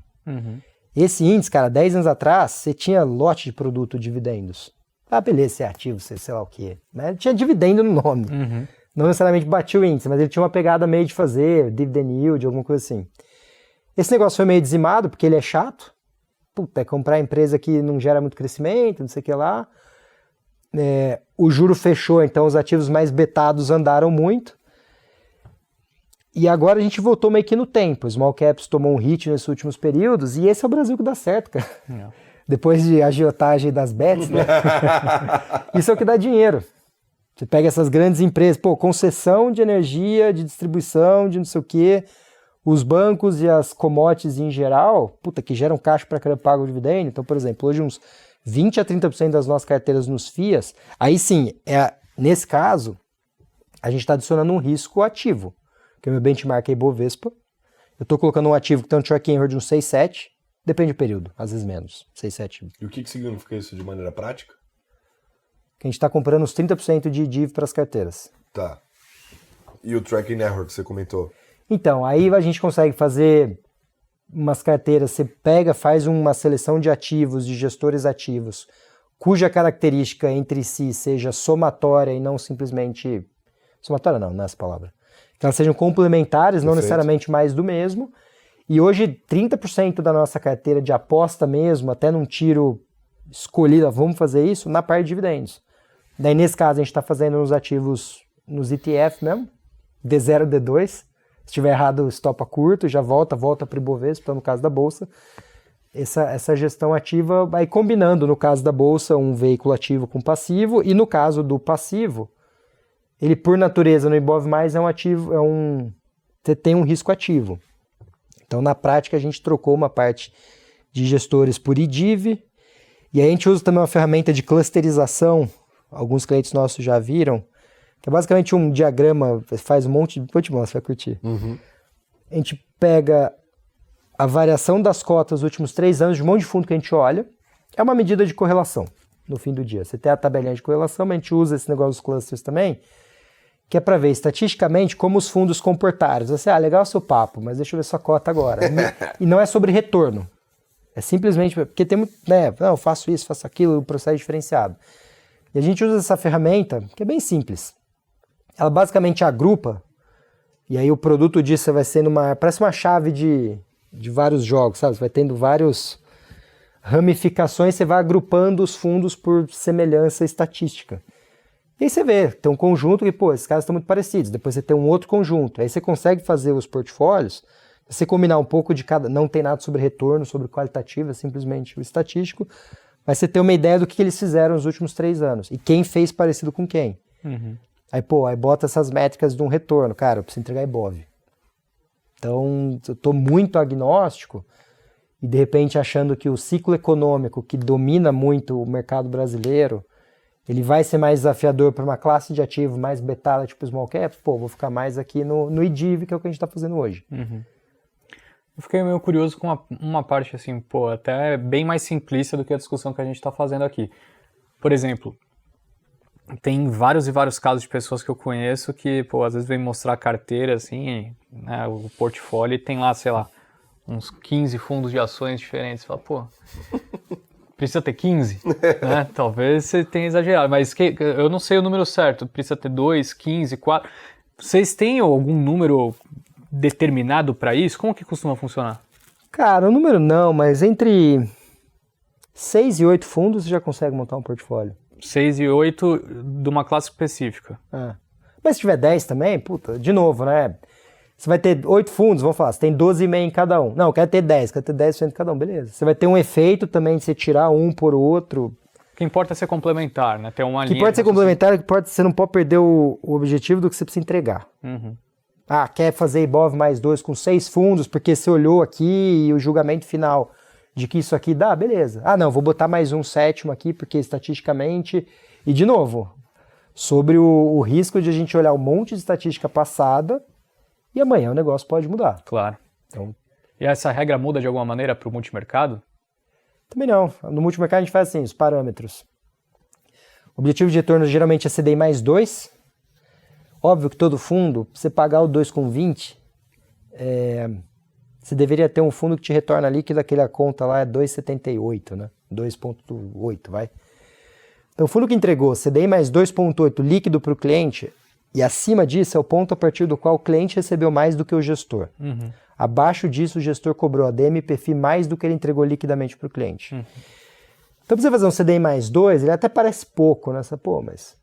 Só que é isso, você vai montar uma carteira com 10 fundos, 8 fundos, 2, 3 vão mal, 3, 4 vão ok, 2, 3 vão muito bem, sei lá. E você entrega aquele CDI mais 2. Então, por exemplo, dá para você montar uma carteira CDI mais 2, usando fundos de novo vol 4 a 6, e entregar uma vol realizada de 2,5 a 3, porque você tem a covariância. Uhum. O número em si, não sei, que às vezes também se fala, tem uma carteira boa que está funcionando, bons nomes, botar um oitavo, o que ele vai agregar? Não muito. Entendi. E assim, a gente ainda vai falar de mais uma classe importante, mas antes da gente entrar nela, em alguns momentos você citou o IPCA+, explodindo, e aí foi até tema do início da nossa temporada, né? O primeiro episódio da nossa temporada, Foi. a gente tava até com ele escrito ali atrás. Cara, sendo bem honesto, assim, de vez em quando eu pego um dinheirinho, eu também fui colocando meu Uma pé ali. fazenda B. E a gente é meio novo, né? Então a gente nunca tinha pegado, não tinha tido essa oportunidade de pegar uma Não. Você gordura nunca viu boa. a BA6, né? Não. Então, eu esfreguei a mão, comprei. E honestamente, me parece uma estratégia que todo mundo que vem aqui fala que faz sentido. Do seu ponto de vista, que tem ali, pô, tudo bem, você tem que ter um pouquinho de bolsa, tem que ter um pouco de... Mas até o limite do possível, até o máximo que te permite, vocês têm comprado B até não querer mais? Essa é a pergunta. O máximo que pode vocês têm é isso atualmente? B no talo. B no talo. Pô, essa é uma boa definição. Não é culpa minha que tá 6,20, porra. É culpa minha não comprar. Exato. Título ou thumb do programa B no talo? Bem notado. Seria bom, hein? Essa frase é boa, essa frase é boa. Mas... Um trade mais tático. Na hora que fechar, aí a gente vende e compra a bolsa. Perfeito. Uma última coisa sobre isso, antes da gente mudar o assunto, que é importante também na parte dos gestores, a gente começou a fazer uma conta. A cota, quando você olha uma cota, o que é um fundo bom para você? O que você define um bom fundo? Cara, Eu conheço na minha ótica, um fundo que entrega performance desde que não tenha uns drawdowns. Não sei o quê. Não, consistente não, mas desde que não tenha drawdowns cabulosos no meio do caminho. É meio que... você não consegui te pegar na curva. Você já conversou, né? Ele tá veiaco, se eu fizer ele... Aí ele vai me deixar sem graça, porque ele vai me dar a resposta. Deixa eu fazer uma conta que é a seguinte. A cota, a maneira que ela se comporta, para quem estuda as finanças, etc., ela é time-weighted.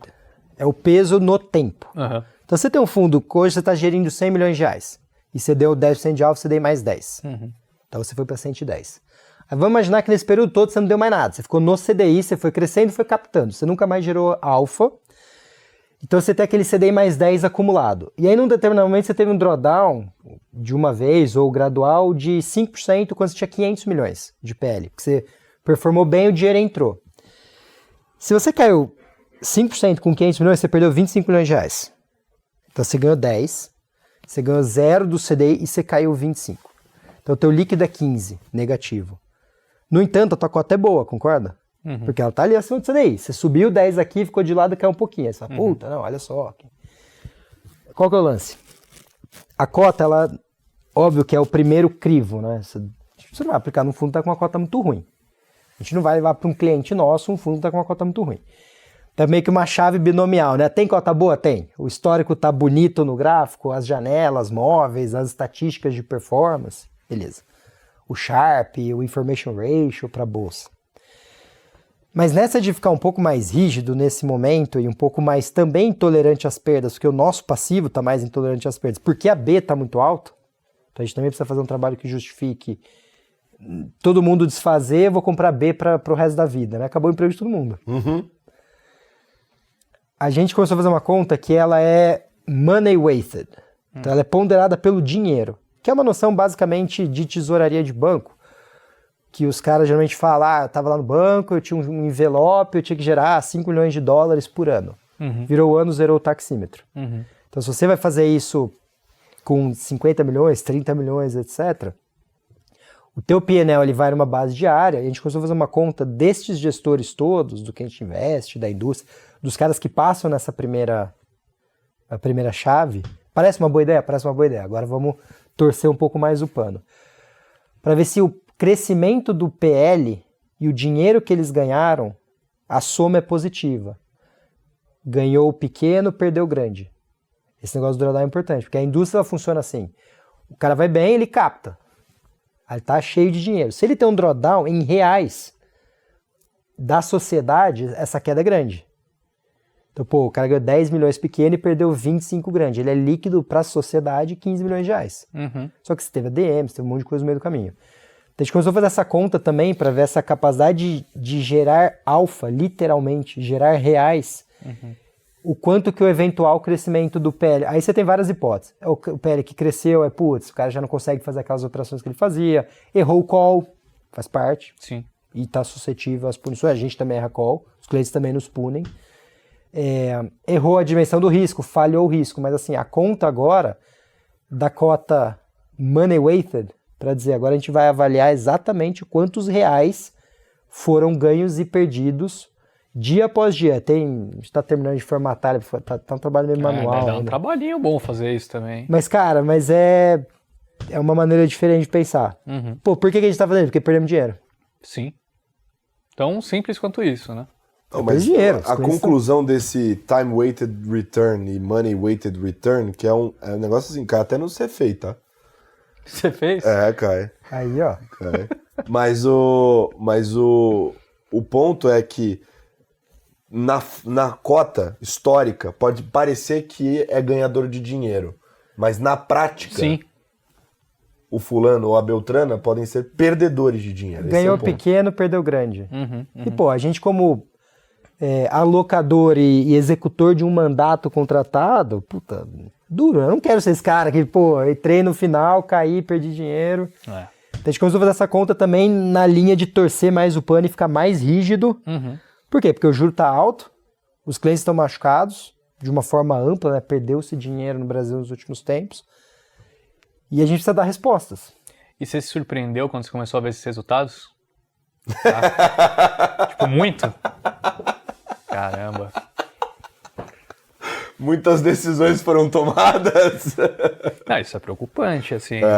Porque ele tá analisando um critério em que a gente, meros mortais, não analisa. Eu posso te falar que você sabe que eu sou aficionado por essa indústria há um tempo, né? Quando eu olhei as análises dele, eu comecei a pensar se eu sabia alguma coisa mesmo ou não. Cara, que isso. Aí até é isso que eu falei dessa responsabilidade social, cara, porque de fato é uma transferência de riqueza, então a gente tem que preservar o nosso passivo na ponta. Pô, de repente é isso, é o seu pai que é aposentar de um determinado fundo de pensão de uma empresa que vai contar com aquele dinheirinho no tempo. É o meu pai, sabe assim? Somos nós daqui a pouco, né? Numa previdência fechada, previdência privada. Então essa conta, essa ideia até para também pro equilíbrio da própria poupança, né? A gente fala, pô, tem uma responsabilidade social também. A gente equilibrar um pouco as coisas, é um dinheiro que vai ser gasto lá na frente. A partir de hoje, a gente tem uma novidade aqui no Stock Pickers. Em alguns dos nossos episódios, vamos contar com uma contribuição de peso. Hoje é a estreia do Momento ETF apresentado pela BlackRock e a FTSE. Uma oportunidade de falar sobre ETFs, mas também de assuntos relevantes do nosso mercado. Para quem não sabe, a BlackRock é uma das maiores gestoras de ativos no mundo e é reconhecida por sua expertise e compromisso com inovação no mercado financeiro. Com uma vasta gama de produtos e soluções, a BlackRock tem empoderado investidores a fazerem as melhores escolhas para os seus portfólios, sempre com foco na transparência e eficiência. A BlackRock também é criadora da marca iShares, líder global no mercado de ETFs há mais de 2 décadas, feita para oferecer aos investidores uma maneira eficiente e acessível de diversificar seus portfólios. Os ETFs e BDRs de ETFs iShares são conhecidos por sua transparência e flexibilidade, permitindo que os investidores ajustem suas estratégias de investimento de acordo com as suas necessidades e objetivos financeiros. A FTSE, por sua vez, é uma das líderes globais no fornecimento de índices financeiros, oferecendo benchmarks que são amplamente utilizados por investidores institucionais e gestores de ativos. A colaboração entre a BlackRock e a FTSE traz uma combinação poderosa de conhecimento e recursos, proporcionando aos investidores ferramentas valiosas para navegar no complexo mundo dos investimentos. Vamos juntos explorar as possibilidades que os ETFs oferecem. Ainda tem muita coisa para acontecer. Fiquem ligados aqui, até o próximo Momento ETF. Se quer saber mais? É só acessar o site do Infomoney. Nando, coloca aqui na tela pra galera.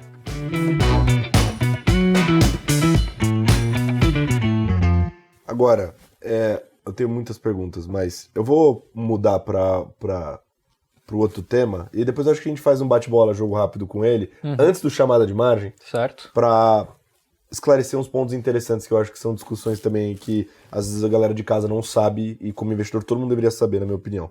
Mas o mercado de crédito tá captando muito dinheiro por conta da taxa alta de juros. É quem tá fixa. salvando, né? Tá bom, né? Parece bom. Quando você olha o resultado passado, que é o que você estava dizendo, né? As cotas estão boas, então os fundos estão bem na foto, na maior parte dos casos. E a turma aproveita. Fora isso, teve o impulsionamento da mudança de tributação, galera migrando para mandatos de debênture incentivada, né, infraestrutura, etc. Então o mercado acabou captando muito dinheiro. Se hoje a gente pegasse a indústria de fundos de crédito e transformasse num fundo só, Henrique Stetter, seria um fundo D+2 com uma duration de 3 anos, vai? É mesmo? Mais ou menos. Então, o que eu tô querendo dizer é que o gestor está dizendo para você, Henrique Stetter, que ele vai te pagar em 2 dias e ele está investindo seu dinheiro para 3 anos. Sim. Então tá descasado, certo? Sim. Se acontecer um movimento de ter que resgatar muito dinheiro, você começa todo mundo a pedir resgate, ele Vai dar merda. Exato, porque ele tem que vender rápido demais, algo que não deveria ter tanta pressa assim para vender. O ponto é que isso aconteceu várias vezes na história do Brasil. Não é a primeira vez. Só eu já vi algumas. Né? E como você disse, a gente não tinha visto nem B a esse patamar. E já tinha visto o mercado de crédito dando essas panicadas. Sim. E uma coisa que a gente gosta de olhar para, de repente, mapear esse negócio é o spread de crédito. Ou seja, quanto que você está recebendo por não querer investir na NTNB e querer comprar um título de uma empresa, por exemplo. Tomar o risco da empresa e não tomar o risco do Você governo. deveria receber um prêmio por isso. Claro. E esse prêmio está apertado demais. Tem um monte de título hoje em dia que, inclusive, está saindo sem nada, praticamente. Que é justamente a cara da cagada. O ponto fica minimizado porque a taxa de juros vai subir, inclusive. Então, parece que o investidor está ganhando mais, só que o spread está fechando, cara da cagada de novo. Opa! Eu queria saber de você, como é que você está olhando para esse momento do mercado de crédito? Já acendeu uma luz no seu painel? É para ficar preocupado? Já acendeu uma luz e o lado bom de ter cota, nas carteiras, de uma forma geral, a gente está reduzindo crédito. Já há alguns meses. É um pouco assim, acertar o timing é sempre difícil. Qual que é o risco que eu estou correndo? Pô, tô saindo antes do que eu deveria. Quantos basis points eu tô deixando na mesa? Se o movimento de fechamento de spread continuar mais alguns meses e você tiver um ganho de capital, eu tô, sei lá, 3 bips, né? Porque ele é um pedaço do portfólio, pô, num patrimônio grande, pode ser. Mas é o seguinte, você falou também, 2 coisas que você falou são muito importantes.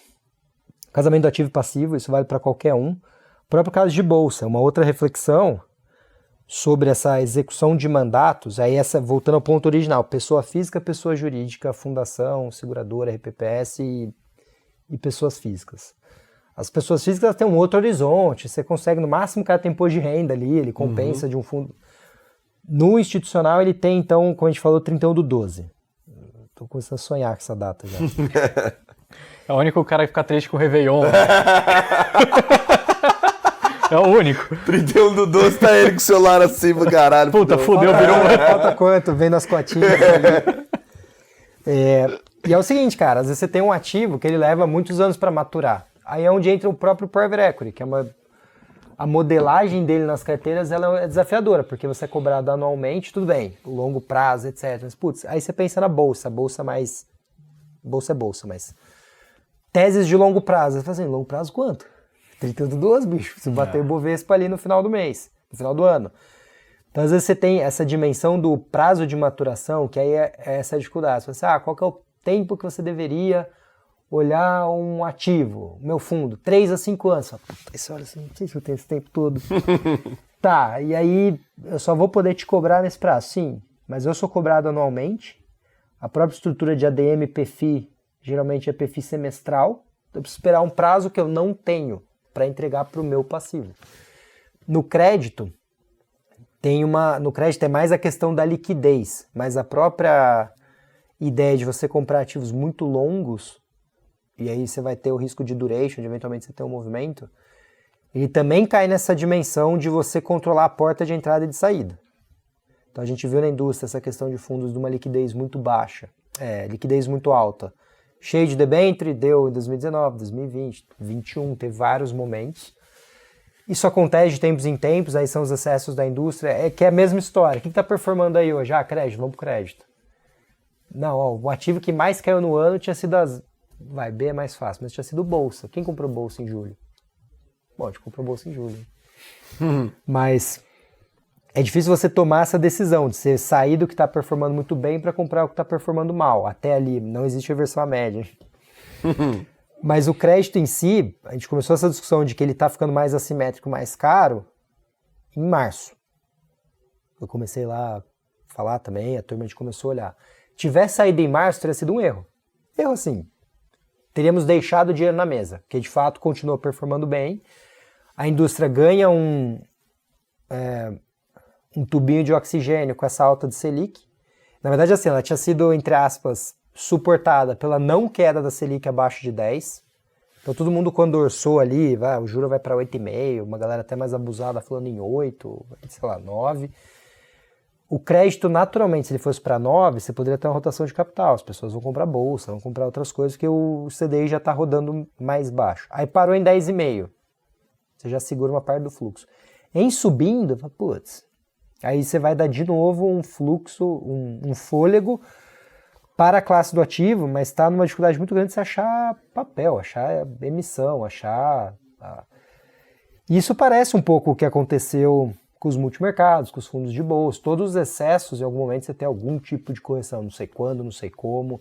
A gente não vê nenhum problema corporativo de você ter default, ter reperfilamento de dívida, porque a economia está andando, as empresas estão bem, estão saudáveis, etc. É meramente um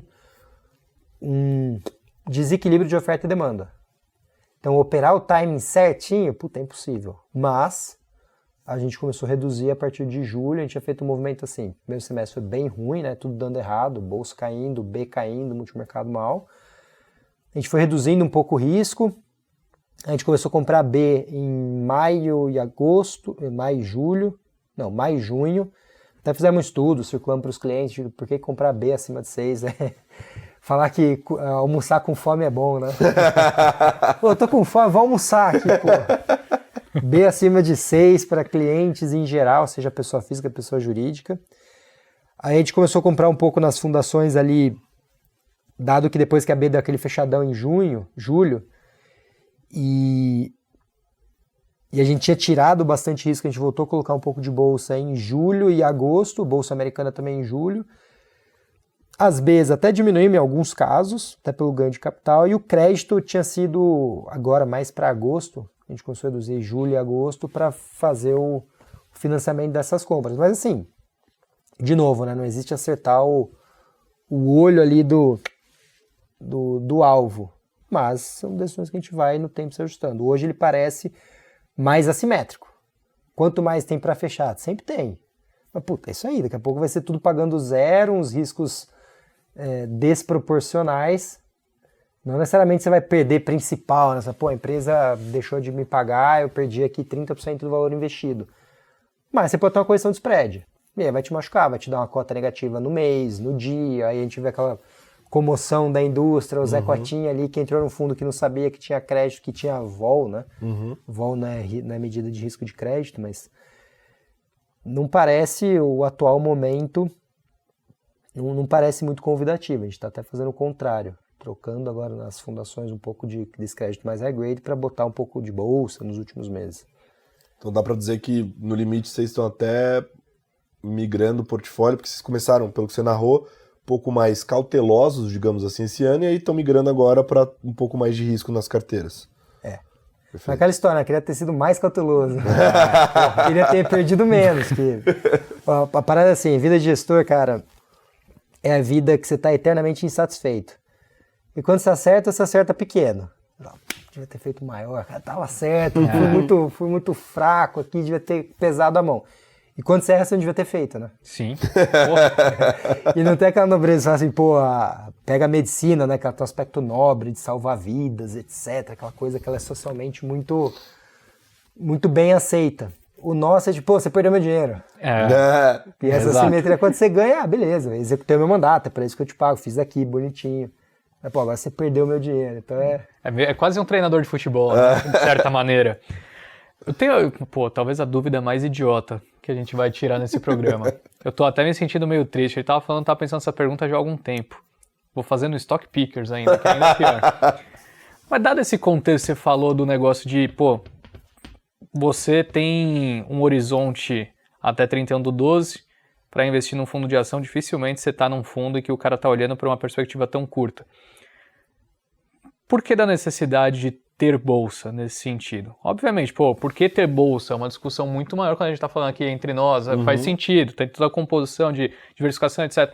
Mas dados o caso que você passa aí, né, a sua realidade no dia a dia, não faria mais sentido ter uma flexibilidade de ter bolsa quando quiser? Se não quiser ter bolsa também, paciência por isso. Se você não quer ter bolsa, é porque tem oportunidade clara em outros lugares. Por que você tem que ter bolsa? Porque o meu benchmark tem bolsa.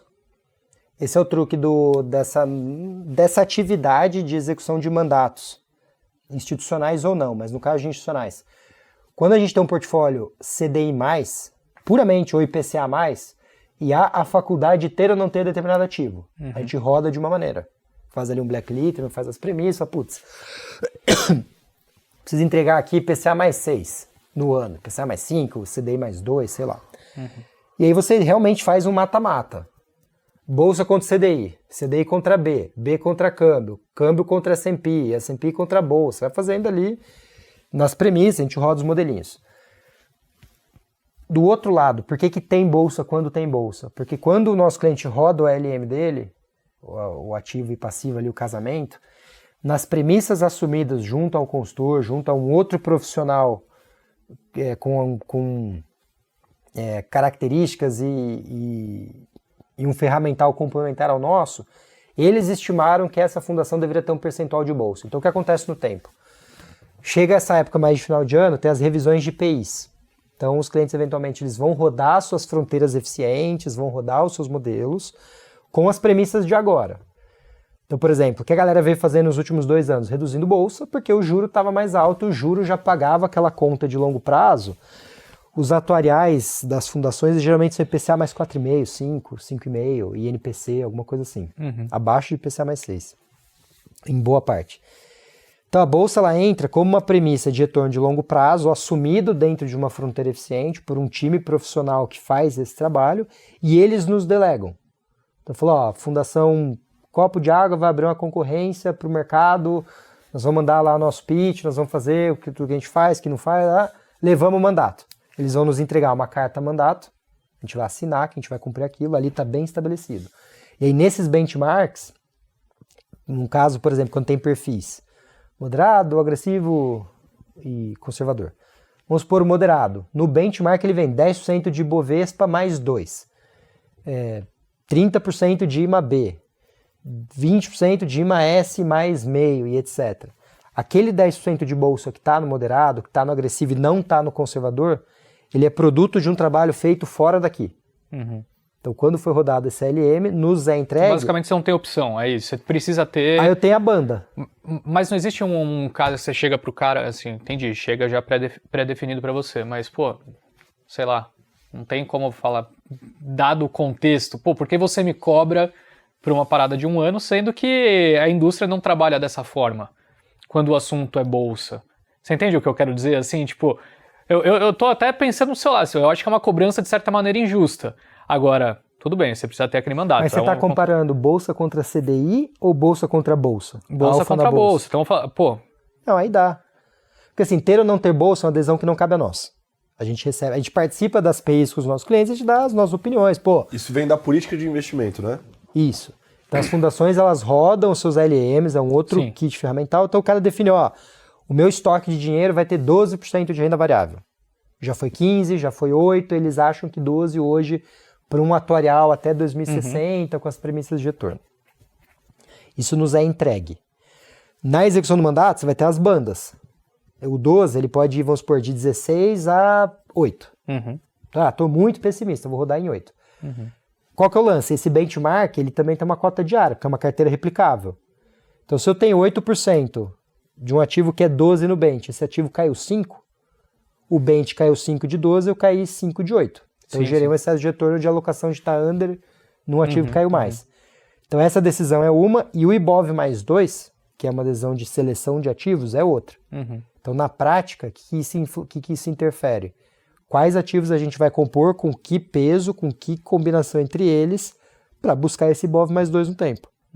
Vai ter IDIV, vai ter Small, vai ter o próprio Ibovespa para tirar tracking error, vai ter gestão ativa, gestão valor, gestão mais small cap. Entendi. Posso ir pro bate-bola, meu? Acho que podemos, né? Perfeito. Acho que podemos. Pô, cenário difícil, viu? Eu não queria ter que bater esse Bob mais 2, não. Eu queria colocar B no talo. Não queria... Não, Até o limite. É no limite do que a política permite. Então. Então, por exemplo, isso é comum, a gente tem várias políticas de investimento que os benchmarks ele tem, 30% de IMAB, limite de banda de cima 40%. Até porque essa parada tem marcação a mercado, cara. Você pega esse primeiro semestre, foi um desastre, foi CDI menos 5. Imagina você tem 70% do teu portfólio numa parada do CDI menos 5. Não, vai recuperar a inversão média ano que vem.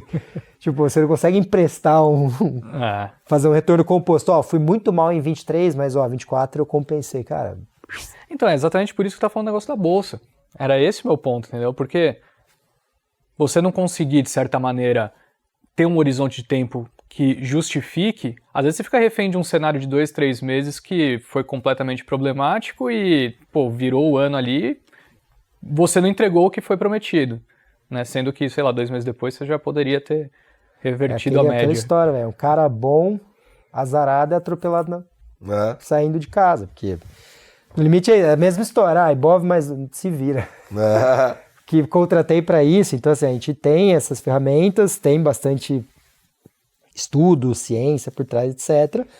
Mas tem esse ajuste de achar que o Brasil é um país cíclico, os ciclos são curtos, as coisas mudam rápido, a inflação é A, daqui a pouco é B, o juro é baixo, daqui a pouco é alto, você tem o governo que está cada vez... tem uma coisa nova rolando, para dizer que não dá pra gente compra, senta em cima e daqui 2 anos a gente conversa. Primeiro, porque o mercado é todo esse conjunto de coisas de curtos prazos que acontecem, no mínimo você tem que estar olhando. E segundo, que a gente tem estabelecido, é loucura você contratar um cliente que espera que você se reporte a ele numa base mensal, mas formalmente 31/12 e achar que você tem 3 anos. Sim. Você não tem 3 anos. Então é um pouco assim, o longo prazo no Brasil é uma sucessão de curtos prazos, somados. A gente vai ver o que vai acontecendo, tô mantendo isso aqui, por isso que essa gestão da liquidez ela é importante também. Por exemplo, na parcela de bolsa, se operar um pouco de ETF, é D0 ou D2. Sim. Faz um tiro aqui, depois volta, fica mais um pouco, depende com um pouco de caixa, volta. Tem um espaço tático, né, na carteira. E esses contratos são válidos por 1 ano, assim, também, ou não? Você faz, sei lá, um prazo maior, mas o cara pode... Prazo maior, mas pode. Do dia pra noite, assim, não tem... Não, isso é conversado, comunicado. E a gente também, quando está investindo em determinado ativo, não está performante, toma uma decisão, comunica, vamos investir. Boa. Mas geralmente, assim, nada acontece sem que você saiba. Claro. As reclamações e insatisfações, elas vão se acumulando, vão acontecendo, concorrência, tá todo mundo, batendo na porta, deixa eu ver, esse cara aí que tá mal, não tem espaço pra mim, a vida é assim. É que nem funciona a mesma perspectiva que o cotista com o gestor. É isso. Exatamente a mesma coisa. É isso. Assim como a gente recebe muita gente, tô com um produto bom aqui, não tem espaço na minha carteira. Então a galera boa, os caras chegam abusados, assim, fiz aqui, olhei tua carteira, pus o meu fundo, claro que eu... tira esse aqui, o meu como fica bom. O cara ganha justo. Os caras... tem que saber vender, né? Não tem jeito. Tem que ser. Bom, H, antes de ir pro chamada de margem, fazer um recadinho rápido pra galera aqui. Você sabe que nesse nosso meio, perder tempo é a mesma coisa que perder dinheiro, né? Com certeza. Por isso é tão importante você cuidar da sua saúde. Nem me fala, Cola, é muito ruim não saber como anda a nossa saúde. E galera, com o app do Plano de Saúde Care Plus, você tem o autoteste perfeito para esses momentos. Eu vou fazer até um teste aqui na hora para vocês verem o quão fácil é e também aproveitar para saber como é que tá a minha saúde. Boa. Se você é cliente do Care Plus, é só abrir o aplicativo e clicar no banner Teste Seu Bem-Estar. São 5 minutinhos que podem te ajudar muito lá na frente. Você coloca seu peso, sua altura e é só seguir as instruções. É isso, Cola. Agora eu quero ver se você tá bem mesmo, meu querido. E galera, isso é modernidade e praticidade para você poder se cuidar. Você abre o app e rapidinho já dá para avaliar. Cuidando de você, a gente sabe que a chance das suas coisas darem certo é muito maior. Bom, galera, entrei aqui no aplicativo Care Plus, como eu falei, eu vou clicar aqui, ó, no banner em cima, teste de bem-estar. Foi, ele vai abrir o próximo, novo escaneamento. E aí vai aparecer, preencha seus dados. Aí tem o peso, a altura, vai colocar aqui, aperto continuar, aparece um aviso sobre procedimento, continuar novamente, aí aparecem as instruções, só ir clicando aqui no próximo, vai explicar certinho o que você tem que fazer, aí vai clicar em iniciar teste no final das instruções, é só posicionar.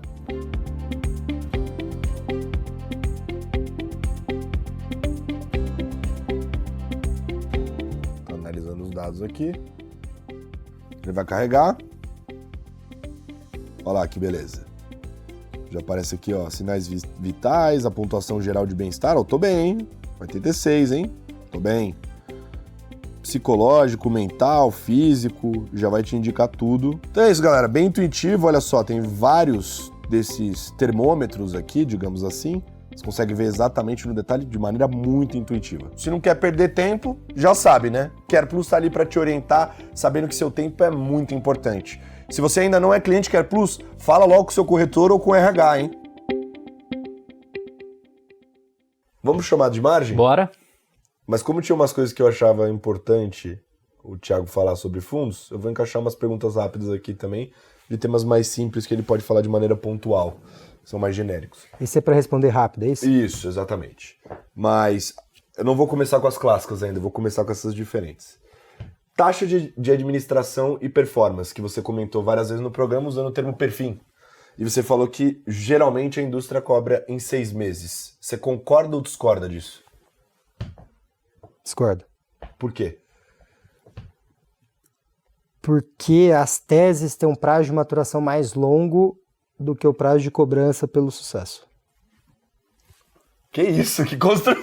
Cacete. Você viu isso? Foi agora. Moleque!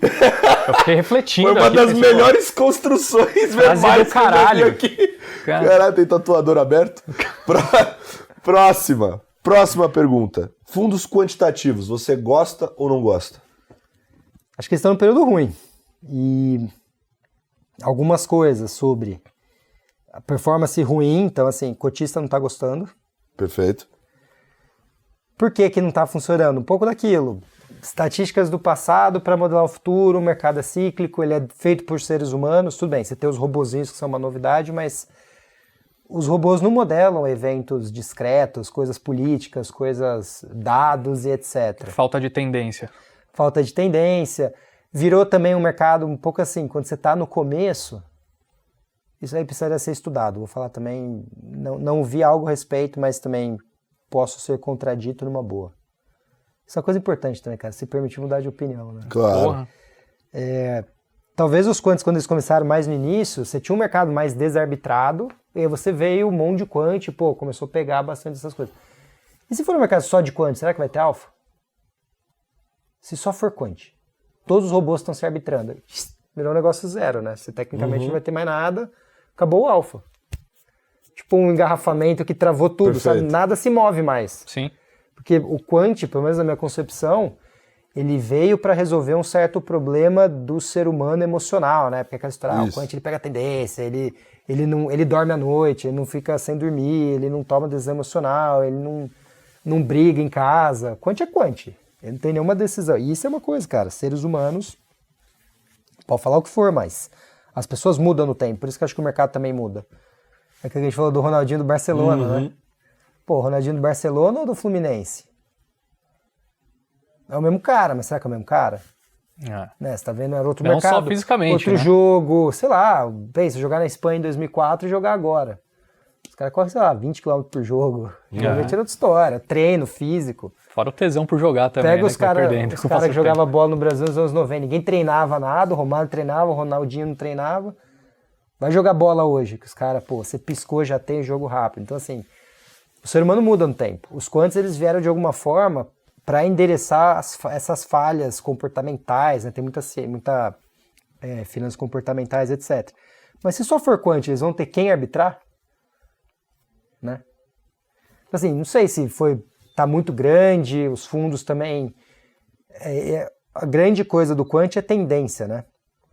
E o que a gente viveu nos últimos, 12, 24 meses foi uma variância muito grande de lado. Um dia o desemprego tá baixo, um dia tá forte, um dia vai cair o juro, não vai cair o juro. Então, assim, o negócio ele foi muito errático e muito sensível a esses dados. O próprio Fed, né? Muito reativo a dados, etc. Como é que você modela esse negócio? Então, assim, eu te digo que os quants não estão num bom momento e não ajudaram as carteiras. Eles não fizeram nada de diferente no sentido de, isso assim, tô falando de uma forma ampla, mas casos e casos. Mas de oferecer aquela proteção, aquilo que, eu lembro que eu falava na bolsa, quando a gente pegou em 2020 mais ou menos.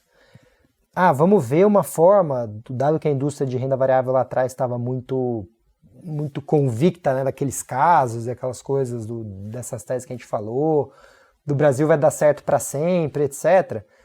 Cara, como é que a gente tira um pouco esse aspecto mais romântico da indústria de bolsa, de ficar muito comprada num Brasil que eu não sei se vai rolar daqui 5 anos, essa mil maravilha. Fundos fatoriais. Então ali naquele período foi uma alternativa para diminuir um pouco esse, no bom sentido, esse sentimentalismo do analista. Porque quando a gente teve aquela queda em 2020 desses papéis, muita gente falou assim, não, mas o case não mudou, foi uma correção técnica, a empresa ainda é boa. Um aspecto mais fatorial limparia esse julgamento mais emocional. E até a questão meio de ser humano, que assim, de novo, vender uma posição é difícil. Chega para um cara e fala assim, vende a tua pior posição. O cara vai estar errado, ele vai sair, ele vai achar que o negócio vai subir. Então, assim, o fatorial / quant naquele período, ele, pelo menos no entendimento da época, ele oferecia um pouco esse julgamento frio. Saiu um resultado muito ruim, vende essa empresa, ela não é mais aquela, vou vender. Não. Como ela não é mais aquela, eu tinha, sabe assim, eu tinha aquela posição mas no TRI que vem, não sei o quê, ou o CEO falei com outro disse. Cara, exato, não, mas o mercado tá errado. Esse é um sintoma importante. Não, o mercado tá louco. Puta, ouviu isso aí, é difícil. O mercado tá disfuncionando. E aí, nesse sentido, cara, o que a gente tem de comprovado é que nos últimos 2 anos a história não tá boa.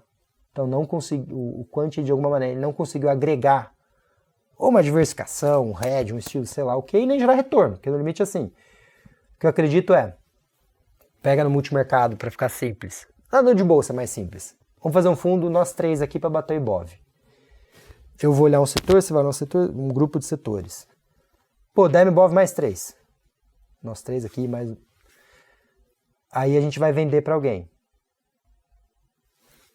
Deu mais 3, deu menos 3, etc.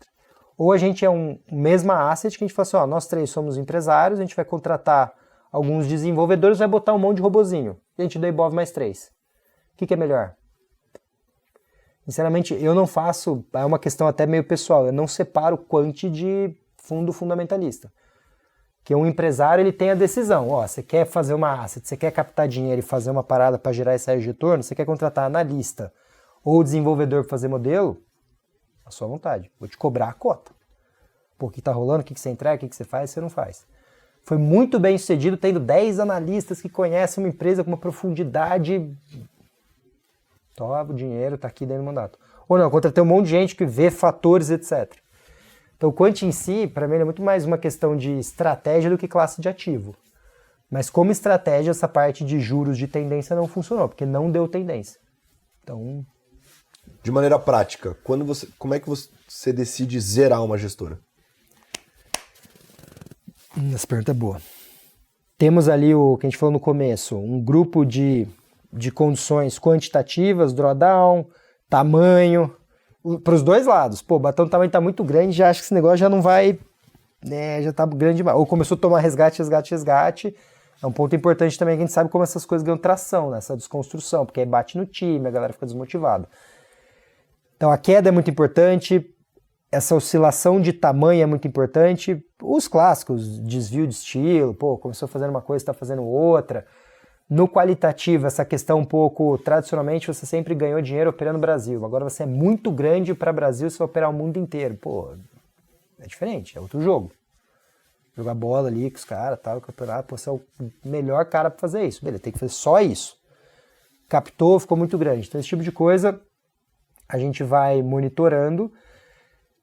A contribuição, não do risco em si, que essa palavra, esse termo é um pouco ruim para esse caso, mas o quanto que esse cara ofereceu de covariância para a carteira, o quanto que ele eventualmente amorteceu, por exemplo, os fundos quant, né, os fundos de estratégia quant, se eventualmente eles ganharam dinheiro quando os outros perderam e ele balanceou um pouco a carteira. Então, de números, né, drawdown é uma coisa que a gente olha muito, tanto o drawdown nominal quanto o alfa, porque às vezes você tem um fundo que ele faz isso, ele descarrega de uma vez e você vê lá a queda. Ou você tem aquele que constantemente perde do CDI, aí ele abre uma boca de jacaré. Ele não tem um drawdown grande, mas o alfa é muito grande, então a gente tem essas duas. Tamanho, nos aspectos qualitativos, essa questão de o estilo em si, mas é muito subjetivo, né? Porque depende, a gente senta, conversa nós três, cada um toma uma decisão. Porque o julgamento final, ele é essa questão da experiência e daquela crença que você vai tirar um gestor para pôr um outro, porque estatisticamente faz sentido na carteira, mas não necessariamente, troquei A por B, puta, A subiu, B caiu, acontece. Então a gente tem esse conjunto de elementos estatísticos, esse conjunto de elementos qualitativos, a gente senta, discute, mas a tomada de decisão final, também isso, a clientes e clientes, depende do nível de participação, a gente vai também compartilhando e etc. Mas essa decisão final, ela vem desse conjunto de técnico qualitativo e uma decisão de tomar um risco, é por isso que o cliente nos contrata. Mas, pô, se eu tivesse que decidir, eu não precisava de você. Então a gente toma uma decisão e falou, página virada, vamos pro próximo. E para adicionar um gestor na carteira? E aí a questão que o novo ambiente, tanto para entrar quanto para sair, se o cara é ganhador de dinheiro líquido ou não, né? Que é a ideia do money weighted. Pô, legal sua cota, mas você ganhou pequeno, perdeu grande. Então, em reais, o tamanho te atrapalhou, você perdeu dinheiro, por vários motivos. Então, para adicionar, na chavinha ali, né? Tem uma cota passada boa? Tem, beleza. Vamos olhar como que esse cara fez esse negócio. Ele ganhou dinheiro líquido, foi entrando dinheiro, o dinheiro foi entrando. O que faz? É diferente nos clusters, onde ele se encaixa, ele oferece uma coisa diferente do que os demais. Então, por exemplo, nos macros, a gente andou adicionando os fundos de arbitragem, ali, os long short, equity hedge. Porque é uma maneira alternativa de ganhar dinheiro, de buscar dinheiro no CDI mais 2, no mundo CDI mais. Tem um ajuste macro também, que é o seguinte, o mundo de juros ele ficou muito diferente nesses últimos 2, 3 anos. Ele não é o mercado de 10 anos atrás. Isso para dizer que o jogo está diferente. Não sei se melhor ou pior, está diferente. A bolsa, na moral, não mudou muito. Você pegar um cara de arbitragem de bolsa, se é beta neutro, se ele tem um direcional, beleza, mandato CDI mais 2. De novo, quer contratar um analista, quer contratar um quant, faz aí o CDI mais 2 usando esse conjunto, que a parte de bolsa ela mudou menos. Ganhadores, perdedores, bons setores, quem vai bem, quem vai mal.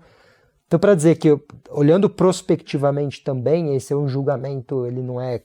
Você tem como olhar as estatísticas do passado, mas finalmente é você... Beleza, olhei todas essas estatísticas. Não acredito nelas. Ou beleza, olhei isso aqui, vamos fazer. Botar esses caras, porque a vida deles, para gerir as arbitragens, os equity hedges, ela não mudou tanto. Então aqui você consegue extrair algum alfa de uma forma diferente dos juros. Na bolsa sempre vai ter papel que cai mais, cai menos. É difícil, é limitado. Se esse negócio explode, de novo a capacidade, o tamanho vai atrapalhar. Mas então, uma boa cota, a noção nova agora de ganhos ou perdas líquidas de dinheiro, obviamente o histórico drawdown e a maneira como gere dinheiro, se ele ajuda a gente no que a gente já tem. Perfeito. Uma lição de casa pra galera. Pode ser um livro, um paper, qualquer coisa pra galera consumir e estudar em casa. E aí, hein? Uma série do Netflix. O que você quiser. Pô, estuda o cliente, cara. Escuta o cliente. Pô, no Brasil do juro alto, vai no cliente. No livro, eu li 2 livros interessantes, assim, é gosto pessoal. Fora aqui do ambiente de trabalho. Que eu achei legal, que são 2 livros sobre... Olha o tema, naufrágios. Mas são livros históricos, um que aconteceu em 1914, que é a expedição do Ernest Shackleton, tem até um prefácio acho que do Guilherme Benchimol. Sim, é um dos livros prediletos dele.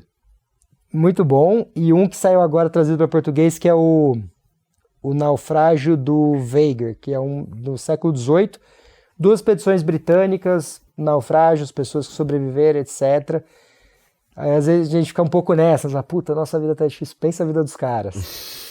Então são livros sobre adaptação, principalmente. Acho que esse é um ponto importante. Eu sou uma pessoa que acredita reversão à média não é uma coisa linear, simples de acreditar. O passado não necessariamente infelizmente, não necessariamente vai se repetir no futuro. E talvez algumas situações mudaram. É um pouco daquilo, puta, você só vai descobrir que mudar depois de passar o tempo, sabe assim? Então a adaptação, acho que esses 2 livros eles vão muito nessa linha de como o ser humano se adapta, eu acredito nisso. No trampo a gente se adapta, o juro é 2, é 14, e a adaptação te força a olhar as coisas nessa perspectiva de que os curtos prazos vão se renovando. Talvez se eu fosse americano, eu leria os livros de finanças que a gente sempre lê e falasse, beleza, vou deixar meu dinheiro por 30 anos na S&P. Não, porque o 60-40 ele funciona a vida... Puta, cara, isso aqui é Brasil, bicho. Ele requer, ele pede um olhar diário, ele pede um ajuste no portfólio, um pouquinho de tático, estrutural, convicção, etc. Mas eu acho que são 2 livros que vão muito nessa linha. Eu lia... Primeiro que eu gosto da temática, eu gosto de história, etc. Mas me chama muita atenção a adaptação. Mas, pô, se os caras conseguem fazer aquilo, eu consigo fazer aqui pelo menos olhar essa tela maldita e, pô, trocar uma posição pela outra, fazer alguma coisa. Pô, a gente tá falando aqui de mercado há quase 2 horas. O cara indicou 2 filmes de naufrágio, 2 livros de naufrágio. Isso aí empolgado. Mas que tem a ver, pô. Não, tá tudo naufragando, né? Quando a gente entra no detalhe, adaptabilidade, aí beleza, mas a temática naufrágio é foda. E pra amarrar, uma mensagem para a indústria de fundos. E aí, hein? Uma mensagem para a indústria, rapaz. De uma forma ampla? De uma forma ampla. Imagina que tem uma porrada de gestor que escuta a gente, o buy-side escuta a gente.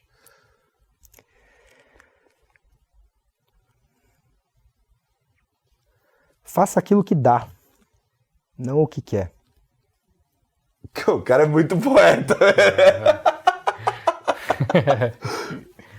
E para os cotistas, especialmente aqueles que estão perdendo dinheiro, qual é a mensagem que você dá para eles? Saiba aquilo que você quer. Acho que aqui pro cotista, eu me incluo nessa também. A gente vai experimentando algumas coisas, vai testando. Investir é legal, né? Hoje em dia sabe um aplicativo, aquele monte de coisa e tal. É meio chovendo molhado, mas é importante, cara, essa questão de perfilamento mesmo. Será que esse produto eu quero, etc. Acho que não tem problema nenhum. Aquela história, você não deveria resgatar um ativo que você nunca deveria ter investido. Mas acontece. Então, o cotista, talvez a galera que está mais ou menos insatisfeita, é parte da vida. Pô, se errou mesmo, se achou que aquele risco não é para você, tem que resgatar. Puta, comprei um fundo, teve um drawdown maluco aqui, pô, não aguento esse negócio. Cara, dinheiro é isso aí. Então, um pouco de... A reversão à média ela é difícil, às vezes você tem o custo de carregamento de uma posição. Então, assim, é um pouco de autoconhecimento sobre aquilo que você tolera de fato. E aprendendo com os próprios erros. De repente, a galera que experimentou um mercado mais altista, pô, tava mais cheio de coisa ali, 2020, 2021, tomou uns riscos. Cara, eu lembro... Essa aí foi muito boa, um anedótico final.